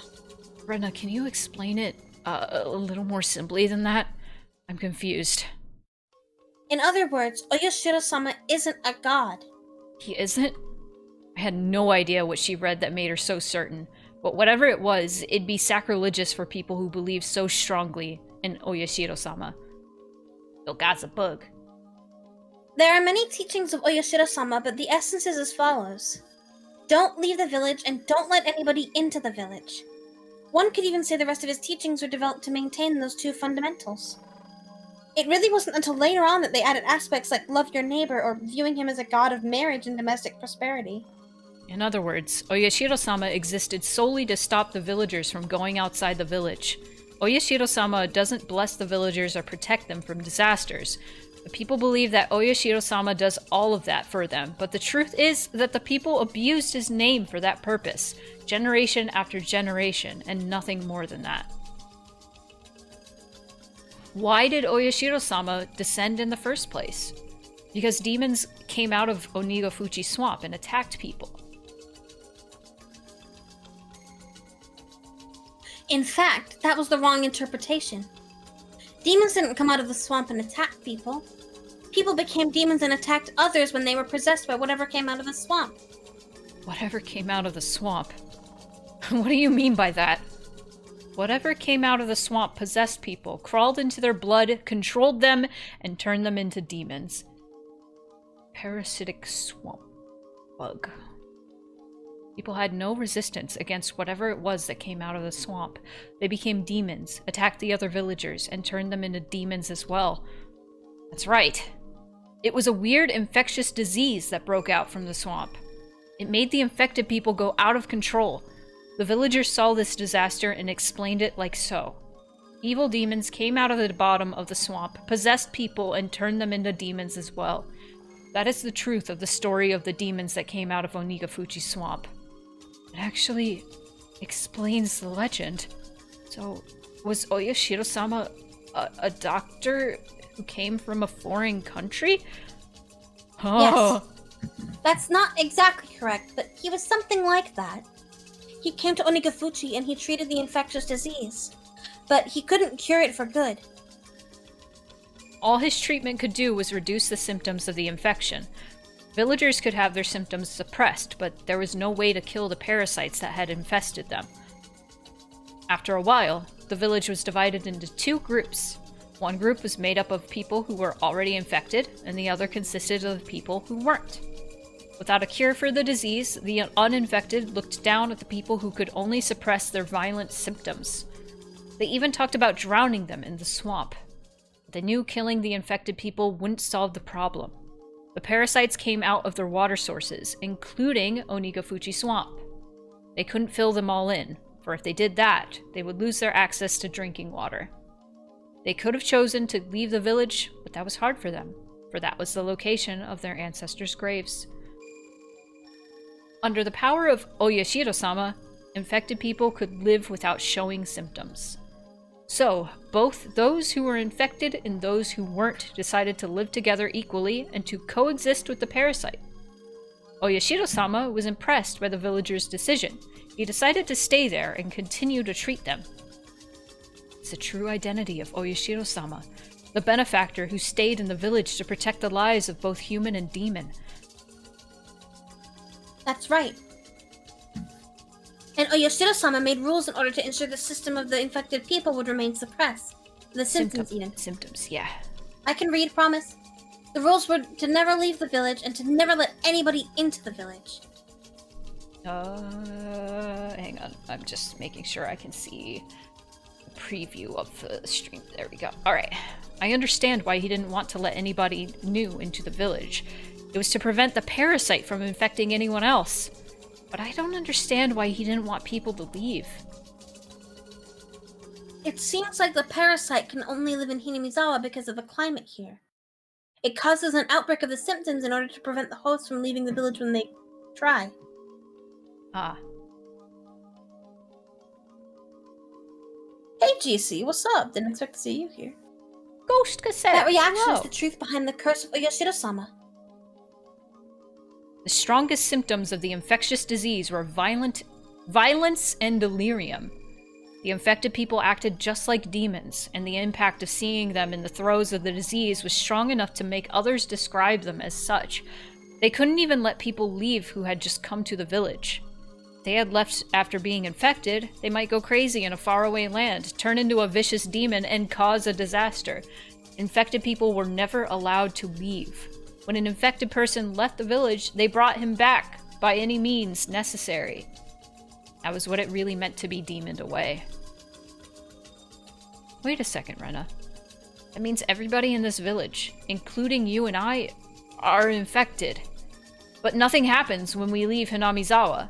In fact, many villagers move far away after getting married or something. I've never heard of any villagers who went crazy and turned into demons after they left Hinamizawa. You're right. That's because things went as Oyashiro-sama thought they would. Do you understand? He isolated the village for a long time in order to weaken the power of the parasite. Hosts are very important for parasites. If something happens to the host, the parasites that live in the host have to share the same fate. In other words, if the host went crazy and attacked people, the host would be captured and killed, which means that the parasites would die with the host too. I see. You're talking about natural selection. Good thinking, Keiichi-kun. That's exactly right. As a result of living in this village under such strict rules, that's really hard to say, for a long time, people who were hypersensitive to the parasite went crazy and got killed. The strong parasites that made the infected people go crazy were also killed off due to the host's violent behaviors. As a result, only the parasites that acted nice to people lived on. And that's the explanation behind the mix of human and demon blood that's written in the legend of Oyashiro-sama. So, that means the parasite is almost harmless now. Yes. According to Mio-san's scrapbooks, there are actually many people who are infected by harmless parasites. It depends on the local food culture. For example, about 80% of the people who live in a country where meat is a staple food are infected by parasites. But because the parasites coexist with humans without doing any harm to them, nobody notices them, treats them, or tries to get rid of them. I see. In olden times, Watanagashi was called Harawata Nagashi, Harawata meaning guts. It's said that the people back then used to eat the guts of infected people who went crazy. There you go. It sounds awful, but it was something they had to do. Eating the infected people. Are you talking about a vaccine? You're very smart, Keiichi-kun. Mio-san also interpreted it like you did. In the legend, it says people cut open and ate the infected ones alive, but it actually wasn't anything gross like that. They did it in a scientific way. Sorry, They created a vaccine from the infected people who died from the extremely strong parasites, and that helped the uninfected villagers boost their immune system. Who was Oyashiro-sama? A scientist? He must have been from a very advanced country. Was he German? Is the true identity of Oyashiro-sama a foreign doctor who survived a shipwreck? I think that'd be the most likely answer. He wasn't German, but he was a doctor of some sort. It's kind of interesting to reveal the truth behind old legends. I don't think that Rena's story is too crazy to be true anymore. It still sounds crazy, of course, but I've never heard any theories that explain the legend of this village better than this one. I'm infected by the parasite too, right? I feel itchy all over now. A person is like a universe. We have countless numbers of bacteria in our bodies. Some of those bacteria are essential to us staying alive. Like bacteria in yogurt, right? Probiotic! The gut biome! See. This is also what Mio-san wrote in her scrapbooks. You know termites, right? They eat wood, but they actually can't digest it themselves. They have unique bacteria that decompose the wood fibers. As a result, termites can absorb what they eat. That's just one example of a species coexisting with parasites. I didn't know that. When I hear the word parasites, I feel creeped out almost instinctively, but now I know some of them aren't so bad to us. So, the weird infectious diseases that broke out from Onigafuji Swamp has been exterminated by now. Well, I shouldn't say exterminated. I should say it's harmless now. I thought it was a crazy story at first, but now I feel like I just saw the trick behind some crazy kind of magic. It's interesting. It doesn't explain the time loop. No. It is to us. But for the cult of Oyashiro-sama, this must be a very annoying theory. Of course. If Takano-san's theory is correct, Oyashiro-sama isn't a god. And the punishment by that god, namely the curse of Oyashiro-sama that people have been so afraid of, will turn out to have just been the symptoms of an infectious disease. I see. That's what dethroning God would mean. So, if the pathogen of this infectious disease was identified and announced to the public, the power of Oyashiro-sama would be completely lost. Did, like, a fire alarm or something just sound on your end? Maybe? It wasn't long. It was like maybe like 3 beeps. Maybe I heard something. Maybe I didn't hear it. Maybe I imagined it. I don't know. I don't That's know. right. Maybe it was in the song. Maybe. That's what they're afraid of. Mia-san was going to identify the pathogen, and for that she was killed. So that must mean she identified it.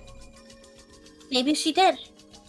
But she's gone, and she didn't say anything about that in her scrapbooks. The only reason I can think of, though... But it's the end of the 20th century. I'm sure the villagers have been examined by a lot of different medical institutions by now, right? I've never heard about anyone discovering a weird parasite like that. I know. It's true that the pathogen hasn't been found yet. But in fact, there's evidence that there's some kind of parasite involved. What? Really? When a parasite enters a human body, the body's immune system cells, eosinophils and macrophages, try to kill the parasite. They secrete an antibody called immunoglobulin E, IgE. The most common way of checking if a person is infected by a pathogen is to look at the levels of this secretion. According to Takano's research, people from Hinamizawa have a very high level of IgE in their blood. That's not all, it makes you burp. They also have obvious symptoms of being infected by parasites. They don't have any allergies. IgE stimulates mast cells, and they secrete histamines and serotonin as a result. These cause an allergic reaction. That allergic reaction isn't pleasant for humans, but it's necessary for the body to kill the pathogen. But the parasites don't want to be killed, of course, so they secrete substances that counteract IgE. As a result, IgE stops stimulating the receptors of the mast cells, which stop secreting the chemical compounds. As a result, the antigen-antibody reaction, namely the allergic reaction, doesn't occur. In other words, a human body that was infected by a parasite secretes a high level of IgE, but doesn't display allergic reactions. For your information, a human body that's infected by a parasite doesn't suffer from hay fever. You get hay fever due to your body secreting a large amount of IgE because it's mistaken pollen for a parasitic infection. As a result, a large amount of stimulants like histamine will be secreted, but your body can't contain the parasite that it's attempting to kill. That's why your body continues to secrete IgE. As a result, the stimulants keep causing allergic reactions, and that's how hay fever works. If you have a parasite in your body, it'll deactivate your IgE and suppress the secretion to stimulants. As a result, you don't have an allergic reaction. In other words, there's no hay fever in Hinamizawa, and you can cure your hay fever by moving here. So we haven't been able to identify the pathogen, but there's no question about its existence. Mm-hmm. That's right. If that's true, scrapbooks are a big threat to the believers in Oyashiro-sama. They don't identify the pathogen, but they clearly prove its existence. Yeah. It poses a big enough danger to them to make it think it's worth killing Mio-san. This really is a scary secret. I believe it because you took the time to explain it to me, but if you had skipped the details and told me only the conclusion, it really would have sounded too crazy to believe. I told you. I couldn't believe it at first either, so I thought you definitely wouldn't.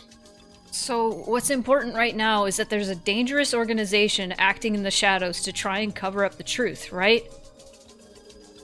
Yes. That's the most important thing. The fanatics who want to revive the sanctity of the god they worship. Reviving the my narration? Oh, my bad. It's in red. Continue. I know. I went autopilot. Go. It's okay. Reviving the majesty of their god means reviving the power of that god. And the power of that god is the infectious disease. This infectious disease can't spread nationwide unlike other infectious diseases. So from now on, I'm going to start calling it an endemic disease. This fits better since it only affects this region. Anyway, the endemic disease of current-day Hinamizawa is different from the one of the old times. It's been through a process of natural selection, and it's harmless now. In other words, it doesn't do any harm to human bodies. That harm was once interpreted as a curse. A curse is the power of a god, so the harmless endemic disease means that the god is powerless. That means the only way to regain the majesty of that god is to revive the curse. In other words, they want to bring back the primitive endemic disease, namely the harmful strong version of that parasite. That's what the serum does. That's what it does! Wait a second! These fanatics want to deny the fact that their god was actually a parasite, but you're saying that they're researching the parasite. That's contradictory, isn't it? I know it is. I think that this research is secret that only the head of the fanatics is aware of. From the outside, they look like they're praising their god, but they actually understand its true identity, and they're trying to revive its supernatural power with their own hands. I get it now. Oh my god, this is getting crazier and crazier. It didn't say in the scrapbooks, but I'm suspicious of the clinic the manager owns. The EDA clinic? Bitch! It's all coming together. Why? The facility is too big and fancy for Hinamizawa. Mio-san was working there. The manager might be a bacteriologist the Sonozaki family recruited. It can't be. I think Mio-san was murdered because she knew too much. An EDA, knows her and caught on to her. Okay, I get it. The reason why the manager hasn't been murdered yet is because he's working for the fanatics in the first place. And he's researching the primitive form of the endemic disease. It's hard to believe that the coach we know is capable of doing things like that. Is it? No! I'm sorry. He might be totally irrelevant. No! It's just a wild guess. But someone is doing the research somewhere. That much is certain. And after 5 years, the research has finally been completed. The first case was the dismemberment murder by the dam construction workers. Their quarrel had turned into a lynching. They might have had the primitive infectious disease, and the symptoms, the aggression and delirium might have kicked in. The victims of the second year were Satoko's parents. There were no witnesses, so the whole event is veiled in mystery, but there's a theory that someone might have pushed them over the cliff, since the fence on the observation deck they fell from was quite sturdy. What if one of them was infected by the primitive parasite? He or she might have become violent and pushed the other over the cliff. The Shinto priest died from a disease, and his wife drowned herself in the third year. He might have died of shock because of a hypersensitive reaction to the infection. His wife might have gone crazy and committed suicide when one of the symptoms, delirium, kicked in. In the fourth year, Satoshi Hojo's aunt was beaten to death, probably by Satoshi himself. Everybody who knew Satoshi-kun remembers how he changed at that time. He showed signs of being both aggressive and delirious. And the fifth year. For the first time in 5 years, the victim experienced the maggot disease, described in the old scroll of the Furude Shrine. The reason behind that is unclear, but the stronger primitive parasite could have given its victims delusion of maggots. This means that they finally managed to duplicate the curse of Oyashiro-sama. After 5 years of research! Kamatake-san is the victim of the fifth year. He died in an extremely abnormal way, and I'm the only one who understands his death because I experienced the same thing! He kept clawing at his throat to get rid of the maggots and died as a result. With all that explained, I finally understand the maggot disease I experienced at Ibaraki. I left Hinamizawa, and it made the parasite in me uncomfortable. As a result, it tried to resist, even though it wasn't very strong, and it tried to make me homesick. But with my parents' divorce, I grew mentally unbalanced, and I completely lost the power to resist for a period of time. The parasite was weak and harmless, but my mental instability allowed it to worsen my symptoms dramatically. As a result, I went crazy and became violent. The delusion of Oyashiro-sama appearing to me in the bathroom was probably the terminal phase of my delirium. I created the supernatural existence, Oyashiro-sama, that I was instilled with when I was little.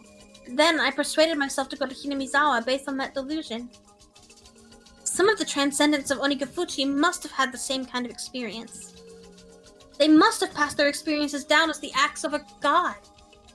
I remember once that I saw on TV that the indigenous people in South America used some kind of natural drug in order to have a mystical experience, and that they called it a ritual to communicate with their gods. So, what the fanatics are trying to do is to spread the primitive parasites throughout Hinamizawa. I said that weird. Hinamizawa! I think that's their goal, but I don't think that they'll do that without letting people know about it. Religions need ceremonies. So if they created what they wanted to create, and if they decided to spread it, I think they'd name it the Day of Oyashiro-sama's Revival, or something, and they'd perform some kind of ceremony. It would be in celebration of the revival of Oyashiro-sama. That's a bad thing, isn't it? I think you can say that. Because they're trying to spread a very dangerous pathogen. Hey, isn't that bioterrorism? Resident Evil!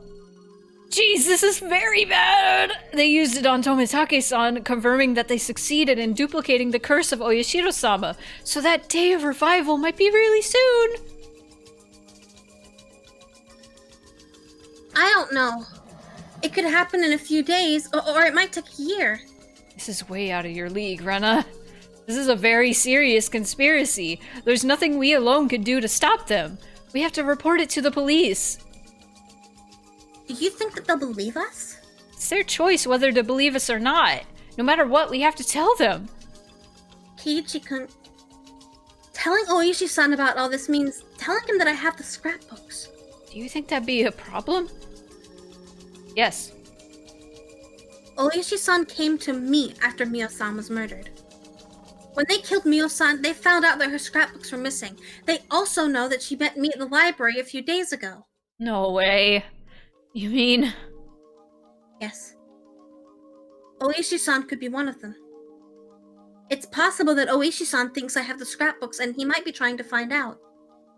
In fact, he looked very suspicious, and it seemed to me he didn't really tell me everything he knew. He only told me the things to make me suspicious of the Sonozaki family. He could have just been trying to look like he was on my side, and that he's actually their minion. But, You know, like banana. No, the police are our only hope. Keiichi-kun, come on, man. You know about the case of the fourth year, don't you? Satoko-chan's aunt was murdered, and I just bit my cheek. Ow! Ow. I believe Satoshi-kun did it, but the police fingered a drug addict as the murderer. I hate it when people say that. Why are you fingering a drug addict? Oishi? What do you think about that? Oh no! They fingered a drug addict, Keiichi. What do you think about that? I don't want to hear about that, Rena. I want to clip that though. I don't know if that worked. It did work. Oh, okay. it did. Yay! Some of the fanatics are with the police, and they fabricated the murderer? It's the same with the autopsy of the Shinto priest, who they claim died from disease, and the inspection of the accident site where the Hojo couple died. If the police are on their side, it opens the door to many perfect crimes. 3 families have been maintaining pressure on the police since the dam conflict. You've heard from Michan that they have also considerable power over many organizations in Okinomiya, right? Yes, I have. It's not only Mion who told me that. Many people did. They told me the Sonozaki family holds influence over the whole city. That's right. You can't necessarily trust the police around here. Rena, please! I want to make one thing clear before we go. Are the Sonozaki family the masterminds behind all of this? Does that mean Mion is involved too? Please tell me. I don't know if Michan or Rika-chan are directly involved or not. All I can say for sure is that the fanatics have the power to control the nerve centers of all of the 3 families, including the most powerful family of all, the Sonozakis. I'm not sure if the fanatics are controlling the 3 families, or if the 3 families are the fanatics themselves. As long as we're not sure about their involvement, it's better for us to be extra careful around them. Is that what you're saying? Yes. I'm not saying that I don't trust Michan. She's usually very reliable, and I'd ask her for help with any problem. But not this one. This one is a little different. I don't know if you've seen it before, but although Mi-chan jokes around when she's with us, she can be a very cold person when she's acting as the successor of the Sonozaki family. Plus, even if she wasn't involved, we would put her in danger if we told her about this. Hi, Mossflower. Enjoy your lurk. If she was on our side, that'd be really encouraging. I think we should tell her. No. No, we shouldn't! We shouldn't tell her until we confirm she's not one of them. Sure, it'd be great if we could pull her to our side, but what if we couldn't? So, how are you going to fight against them? Well, this is a battle we don't stand a chance of winning to begin with. That's why I didn't want to get you involved. Damn it! Takano-san left us a big parting gift, didn't she? But because of that, we know about the conspiracy. I believe this is her will. 2 kids challenging the mastermind who controls the village. This is going to be tough. Ordinary methods won't work. But, Keiichi-kun, I'm glad I have you on my side. We can talk about it and plan things together. Of course. I've always been on your side, and I'm your friend. I know. Thank you.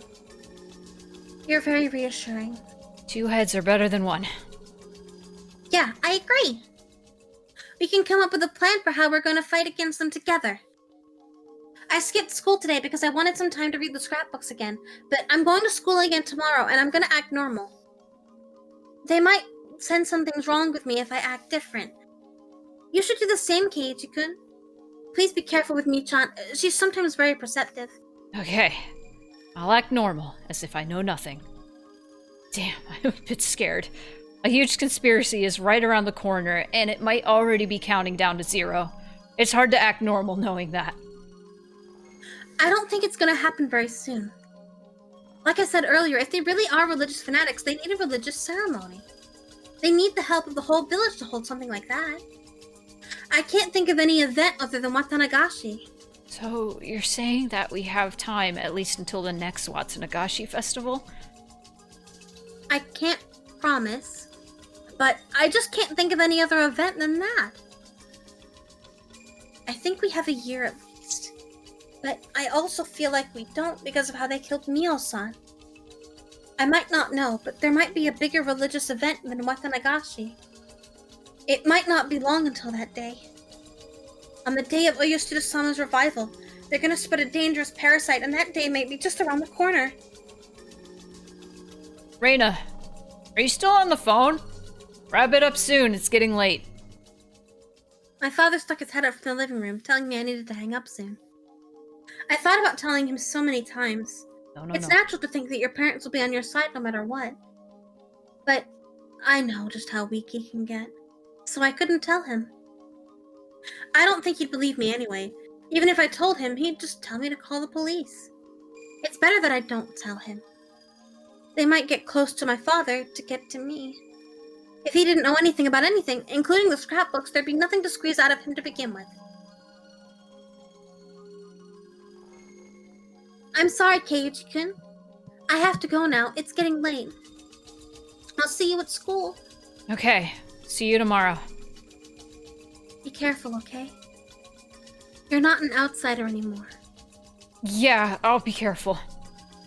I remembered the suspicious men in the white van and felt a chill run through my spine. They looked like villagers, but they weren't. They had the village accent, but they were just pretending. The more I thought about it, the more suspicious they became.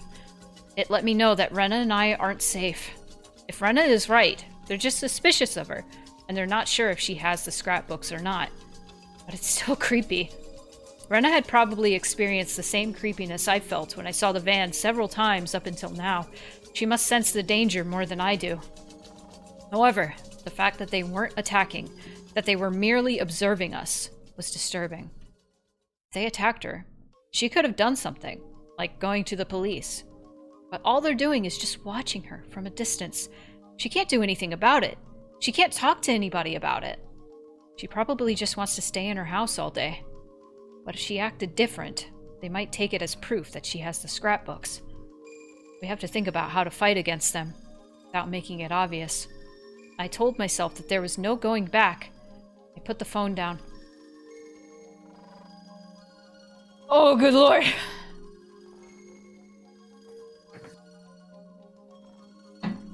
So, thoughts, feelings? Shit's all coming together! I'm gonna take 2 seconds to turn on my lamp because it is now pitch black in my room. Oh boy. Okay, I guess thoughts and feelings for a second. Okay, so the explanation of why the parasite, like, freaks out, or sometimes like Rena's parasite freaked out when she left Hinamizawa is, like, the environmental factors, I guess. But I feel like there has to be something more. I don't know if it's, like, a queen bee situation. I don't know if it's that. I don't know if there's something else in Hinamizawa. Maybe it has something to do with the volcanic gas that happened in, like, chapter 3. Maybe it has something to do with that.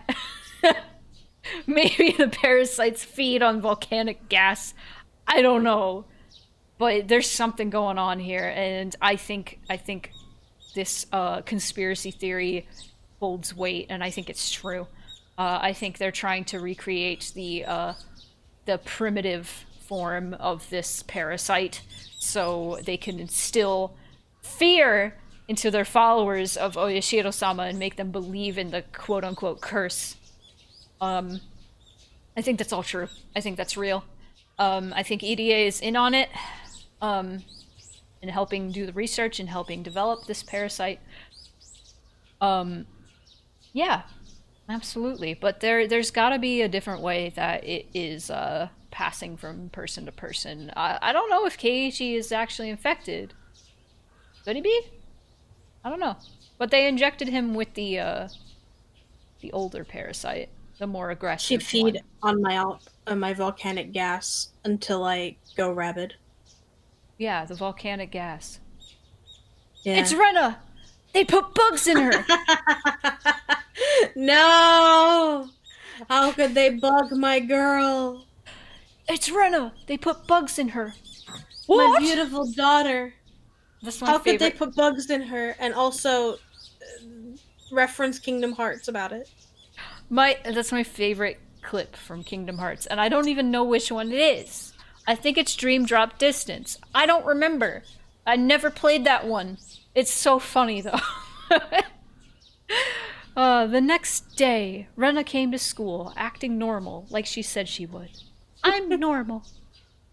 She talked with Mion as cheerfully as she always did, and it made me wonder if the story she told me last night was a complete fabrication. That's because the story really was too ridiculously crazy to believe. I don't know, it's pretty believable. I think I believe it. This village has a very weird and rare endemic disease, and there are religious fanatics who want to use the disease to revive their weird cult. And they've been researching the pathogen of the endemic disease so they can spread it throughout the village. I was deeply influenced by Rena last night, and I believed everything she said. But thinking about it with a cool mind under the bright sunlight, it sounds too crazy to be true. The story Rena told me is based on Takano-san's crazy hand-me-down ideas. It's based entirely on her theories, which, though very feasible, have no evidence whatsoever. There's also an ad break coming up, and we kind of just started this, like, section of this chapter. I'm wondering if this would be a good stopping point before taking a break. Yeah, we can take a break Or with the ad. for yeah, you know what? Let's go 5 more minutes, and then we can let the ad go. Are we, like, stopping, or are we taking a break? No, I was gonna take a break, because we've only been going 2 hours. Okay. I'm gonna take a quick break. And I can turn these back on. Yes. I need to, yeah, okay, there's some redeems and stuff that I have since deleted, and so, when I press the button, it's like, error! Error, what are you talking about? That doesn't exist! Oh, that's okay. It still works, though, to a degree. And it also overlays a big error thing yeah, over here. there's a big error thing. There's a big error thing. Hang on, we're fixing it. We're fixing it. It's connecting. It's connecting. It's doing it. Work. There we go. Okay. Throw things at me. Do it! Hold on. Ow. Alright.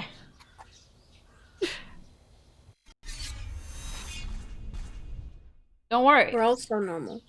Everything's normal. Everything's normal. Audio.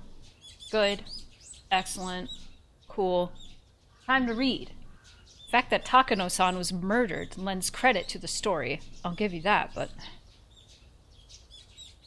I looked at Mion. She was fooling around with Rena. Whoa.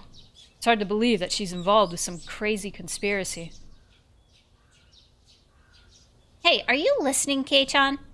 What? Oh, I'm sorry. I wasn't paying attention. I'm normal. Wake up, sleepyhead. You need to get enough sleep or your brain stops working. Mion made fun of me for reacting too slowly. It's almost impossible not to trust this bubbly, cheerful girl. I trust Mion. I trust my friends. I know she'd never have a hand in a crazy conspiracy like that. If she knew about it, she wouldn't be able to act this cheerfully. Rena told me not to tell Mion because she might be one of them. It might be worth telling her without telling Rena, without letting Rena know. Bitch! You better fucking not! I'm sorry. I yelled so hard I heard myself. Of course, there's at least a 1% chance that the conspiracy is true, and that Mion is one of them. If so, I'd be doomed. But if I had to choose between believing the crazy conspiracy theory and trusting my friends, my answer would be obvious. I know that my friend, Mion, isn't a part of any conspiracy. She'd never be involved with something like that. Even if the conspiracy exists, I'm sure Mion will be on our side. So, whether or not it's true, it must be worth telling Mion about it. Don't. Bitch, don't. Bitch, don't! Keiichi! I'm gonna kill him! What's going on, Kei-chan? Why did you call me out here? You told me not to tell anybody. You're not going to extort money from me, are you? Is that the first thing you think of when you're called out to the gymnasium storeroom? Oh, I know. You want to give me a love letter, don't you? People usually use the shoe locker for that, you know? You don't really do that in the city. A lot of guys hand over their love letters in person. Really? So wait, Are you kidding? Are you kidding me? That's not why I called you here. I have to talk to you about something very important. I want you to listen without making fun of me. What is it? You know, the Muffin Man, that there are people who want to revive the cult of Oyashiro-sama? Uh-huh. What are you talking about? This, of course, was just my way of getting a feel for the situation. I wanted to see how she was going to react by getting straight to the point. But Mion really did look puzzled. People wouldn't normally react like this if someone pointed out their secrets out of the blue. They always panic, if only just a little. Either Mion was a brilliant actress, she is, or she really didn't have anything to do with the idea of reviving Oyashiro-sama. I decided to tell her everything. You fucking dumb bitch. God damn it. God. Mion, your family, the Sonozaki family, has a lot of influence in this region, including Hanamizawa, right? Do you think there's a possibility that they're working to revive the cult of Oyashiro-sama behind the scenes? Oh, she's scary! Revive? Why? Well, you know, people today don't worship Oyashiro-sama like the people in the old days did. So, people like fundamentalists might be trying to make people worship Oyashiro-sama in the same way as the people of Onigafuchi. Keiichi is guilty of loving and trusting his friends. He is! What? Wait a second. I have no idea what you're talking about. Are you sure? You really have no idea what I'm talking about? Of course I don't. It sounds like one of those popular novels that sold 5 million copies over in America. Mion's reaction was very natural. It seemed impossible that she was pretending she didn't know anything about it. But regardless, I continued. Well, there are people like that in this village for real. Do you know anything about them? You're saying that those people want to make us worship Oyashiro-sama like the people of Onigafuchi did. What good will that do? You know, I think it means a lot to people who really believe. But think about it, Kei-chan. Who'd be happy to live under those strict ancient rules? In this day and age, it's almost impossible to live without leaving the village. For example, think about Rika-chan. All the old people say she's a reincarnation of Oyashiro-sama, right? Those people might be religious fanatics, and... Are you talking about old man Kimiyoshi? Well, I know he's a deeply religious man for sure, but he isn't a fanatic. Believe me, there really are people who are trying to revive the cult of Oyashiro-sama. Okay. I'll believe you for now, because I want to hear the rest. Go on! They found out that the curse of Oyashiro-sama was just an endemic disease unique to this village, so now they're researching the pathogen. Where? First of all, what's an endemic disease? What's a pathogen? You know what these things... What the fuck, Mion? They sound gross. I was getting confused. I didn't know what I was talking about myself anymore. I was deeply influenced by Rena last night, and believed everything she said. But having said it all out loud, I started realizing how impossible the story sounded. What's going on with you? Did Mio-san tell you all this? Oh. How did you know? She's infamous for this kind of thing. She's an occult maniac. She always makes up crazy stories. A few people have gotten badly taken in by her before. She told me some of her stories once, and I remember they were actually very interesting. Is that true? I think you've heard about this once or twice before, but this village had a unique culture back in the old days. We used to eat people. They did a lot of oppressive things, like having very strict rules, very strict punishments, and a bunch of other cruel traditions. They're well known among occult maniacs. Mio-san is one of them. So the story I heard about the weird parasite that controls the village was... What? Parasite? Is that a new story she came up with? What do you mean, new story? I told you, Mio-san is an occult maniac. She studies the weird legends surrounding Onigafuchi and enjoys making up hypotheses, theories, and wild stories about them. She's created a lot of different ones aside from that theory that parasites are controlling the village. One I heard an awful while back was about UFOs. That one was interesting, since it connected a lot of different dots. The story was about a UFO that crashed into Onigafuchi Swamp long ago. The alien that was in the UFO and the villagers had a battle, or something like that. It was like one of those sci-fi horror B movies. The one Satoko heard was a theory about creatures from the bottom of the ocean. A movement in the Earth's crust opened up a connection between that underwater world and Onigafuchi, and the princess of the underworld fell in love with a young man in the village. It was like a sci-fi version of Romeo and Juliet. You're making shit up. She's making shit up to make Takano sound crazy. The story about the parasites that you heard must be a new one. I hope she makes all of them into a book one day. Mion began laughing so hard that she had to hold her stomach. As I looked at her laughing like that, I realized I fell for something ridiculous. That ridiculous. At that point, it was obvious. I had been completely taken in. I'm sorry, Mion, but please answer my questions. First, do the fanatics who are trying to revive the cult of Oyashiro-sama exist? No, they don't. I mean, it's totally the opposite. The three families have agreed to open Hanamizawa to outsiders in order to make the village thrive. They want to infect more people with the parasites. I'm not supposed to tell anybody this, but there's a project to build a new highway by the end of the 20th century. The Sonozaki family is promoting its construction without informing the villagers. If all goes well, this whole area will flourish. My grandma Are they trying to do that? Or are they trying to bring people in for commerce so that Hinamizawa thrives? And bringing them You in don't get taken in You don't get taken in by conspiracy theories, do you? My Do grandma you think is... Paul McCartney's dead too? Screaming. Screaming. Screaming. My grandma is betting she'll make a fortune when it causes land prices in the region to skyrocket. Well, most of the work will happen in the 21st century, so I'll likely end up taking over the project.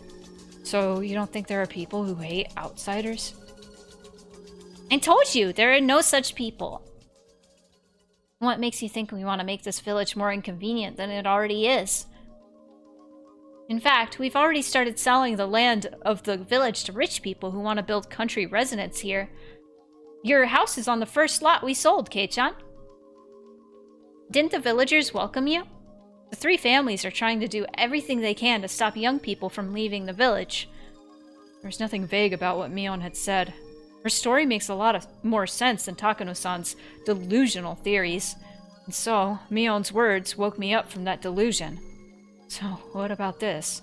I heard that the residents of Hinamizawa have extraordinarily high levels of something in their blood, and it proves that they're infected by parasites.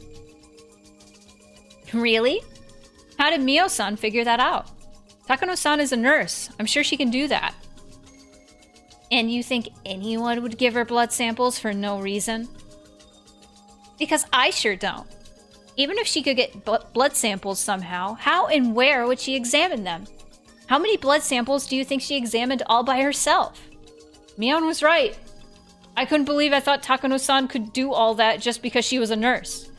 It struck me hard to believe that she got that many blood samples and did a high-level examination like that without any help. When I thought about it rationally, I shouldn't have believed such a ridiculous story so easily. I heard that people here don't get hay fever, which is proof of their being infected by the parasite. Only people in cities get hay fever. I heard it has something to do with fuel emissions. Kei-chan, you're talking about Hinamizawa. I mean, even people in Okinomiya don't get hay fever, I think. Well, what about this? I heard that the Sonozaki family has a death squad and that they kidnapped the grandson of a government minister once. That sounds cool. I wish I had a squad like that. Even I was sounding ridiculous. But I believed all of it last night. I believed it because Rena looked very serious. It's true that the grandson of a minister was found in Takatsudo. We didn't do it. We just acted as if we did it. What do you mean? Please explain. Okay. The Onika Fuchi Guardians protested violently during the dam conflict. They did something close to terrorism as well. But there were people who used the resistance movement for their own benefits. They used the name of the Oniga Fuchi Guardians to rob people of money and valuables. The Oniga Fuchi Guardians were a very aggressive force at that time. There's a high possibility that some people thought they could use the name to extort money. The kidnapping case was one of those incidents. The kidnappers thought they could stifle the police investigation by acting like they were the Oniga Fuchi Guardians. They kidnapped the boy to demand a ransom. To tell you the truth, the members of the Oniga Fuchi Guardians were all very surprised. They were actually impressed that those guys actually pulled it off. I remember they even said they'd give them an award. Oh, wait a second. So the Oniga Fuchi Guardians had nothing to do with the kidnapping? Nope, not at all. Mion said it firmly. It was a simple and clear answer, which left no room for suspicion. And thinking about it, it's nothing surprising. Kidnapping the grandson of a minister and negotiating with him in person is a huge deal. The Oniga Fuchi Guardians were a very aggressive group, but this operation wasn't so easy that it could be carried out by any of the normal residents of Hinamizawa.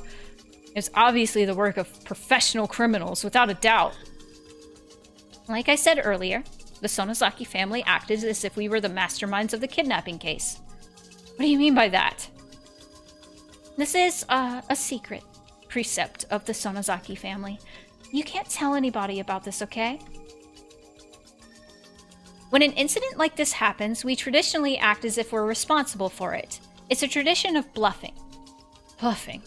Really? Yeah. It doesn't matter what it is, as long as it works out in our favor. can be a criminal incident, the weather, or even lottery numbers. We act as if it happened because the Sonozaki family wanted it to happen. It starts to sound like we're a very powerful organization, doesn't it? That's the point. This is a secret strategy that only the Sonozaki family heads know about. This strategy is meant to make us look bigger and stronger than we really are. Wow. So, what about the plan they had during the dam conflict? The one to attack the Ministry of Construction? Was that true? I heard that they obtained weapons and even trained for it. That was the spin we put on it. There's no way we could actually carry out a crazy plan like that. Our real goal was to make people believe that we were capable of doing things like that so we could exact pressure on the government. That's all. They obtained weapons and went through training just so they could exact pressure. They had no intention of actually carrying out the plan. The Sonozaki family was just bluffing. That made sense. Of course it did. It's impossible to attack the Ministry of Construction. Even if they did, it wouldn't solve the problem. All I had to do was use common sense. Even if they did, they would have been crushed within seconds by a huge number of policemen. Why didn't I think of that? What about the weapons and the training? As for the weapons, no comment. But we did go through training. We needed to do that in order to make the bluff look real. We gathered some younger men from my father's office and appointed Kasai-san as leader of the group. We went to a desert in Texas, played war games with some instructors, and went sightseeing in San Francisco afterwards. How close do you think Texas and San Francisco are?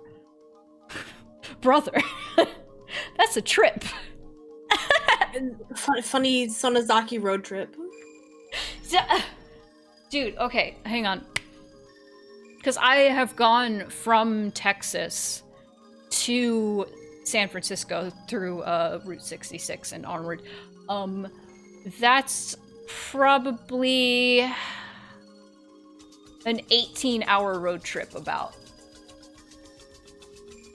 At least from the panhandle of Texas. So I couldn't think of anything else. It was obvious now. No, Rena and I both were completely fooled by the scrapbooks of Takano-san's delusion. Rena was so serious about it, so I believed her. But if you examined it closely, there are so many inconsistencies. I couldn't believe Rena took a delusion like that so seriously. Bitch, you did too. And also, she is gaslighting you, bitch. God. I knew the reason why, though. She was still in a state of shock after being caught. Kasai goes, "Are we there yet?" every couple minutes, and he's driving. I love that. She was still in a state of shock after being caught with the corpses that day. She was mentally unstable. Then she came across this tall tale, and she believed it. Rena is a smart girl. She wouldn't have taken it seriously if she was stable. She experienced the maggots in her blood! She saw it! She felt it! Listen! Can't you see I'm busy? Plus... Can't you see I'm busy? Can't you see I'm busy? Plus, another thing happened to wake me up from the delusion.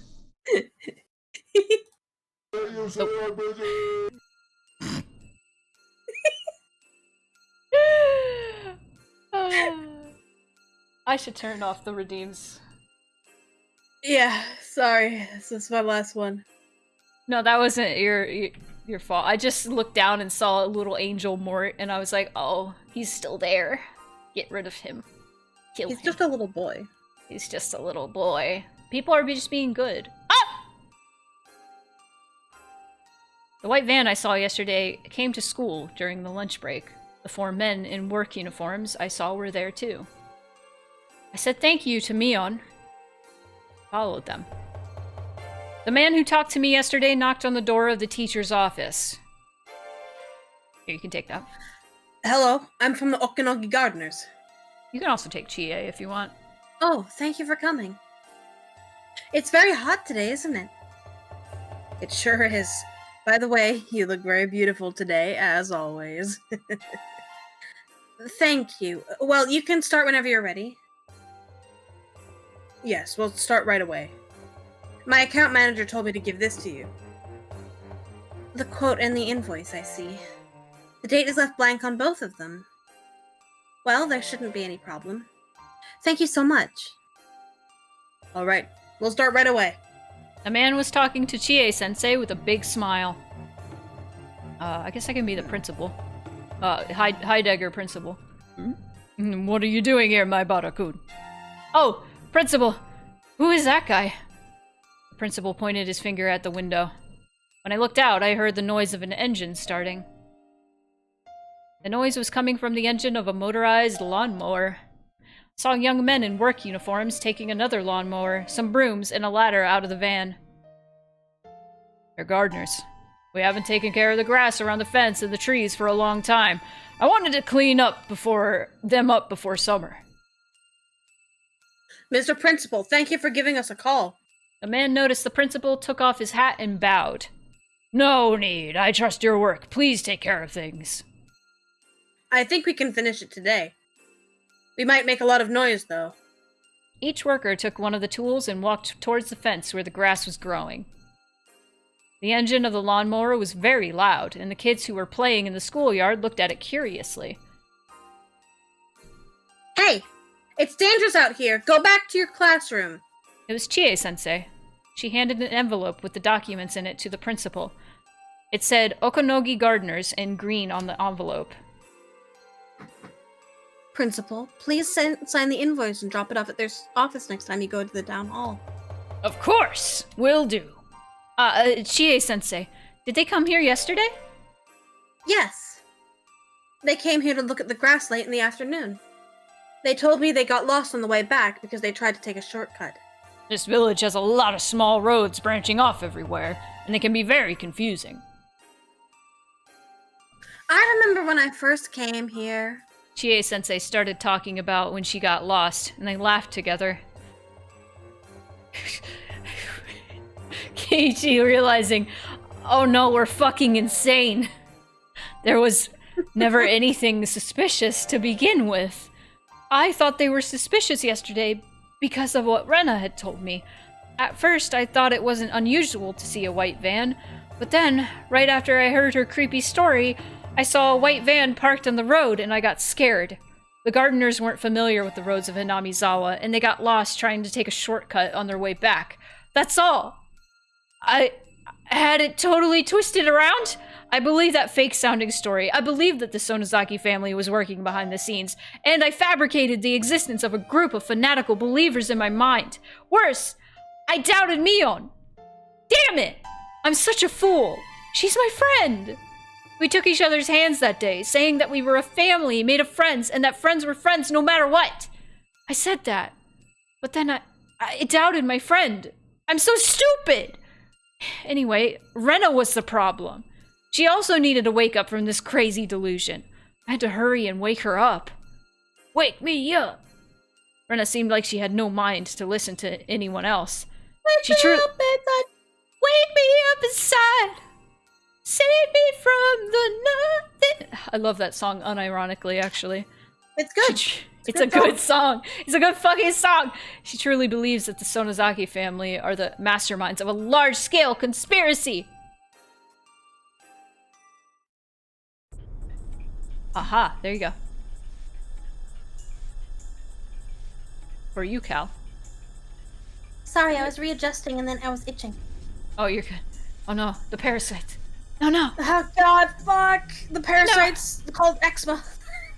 It was just eczema the whole time. Everyone in Hinamizawa just had eczema. Yes, readjust. Run that pronunciation by me again. Eczema? Eczema. I had a whole extra syllable.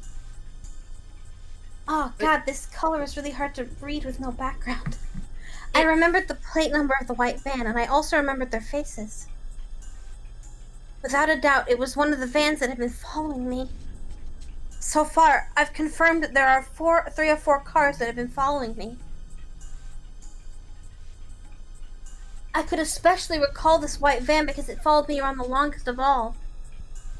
The people who are in the other cars must be the lookouts. I'm having a really hard time reading this on this background. And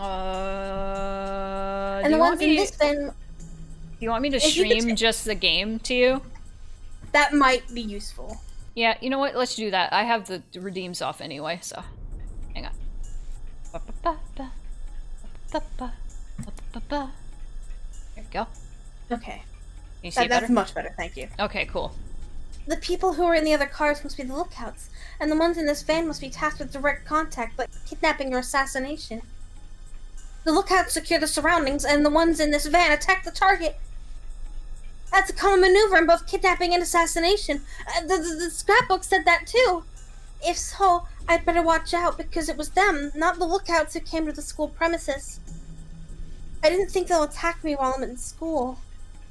They're in the early stage of their covert operation now, hiding their fangs and claws until the last stage of their horrifying scheme. That's why they won't take action in the school, where people are watching. But it looked like they were talking with Chie-sensei in a very friendly way.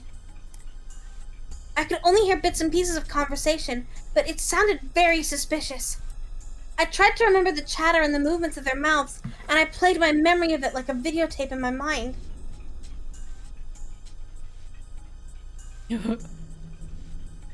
Hello. I don't know why that got me. Hello.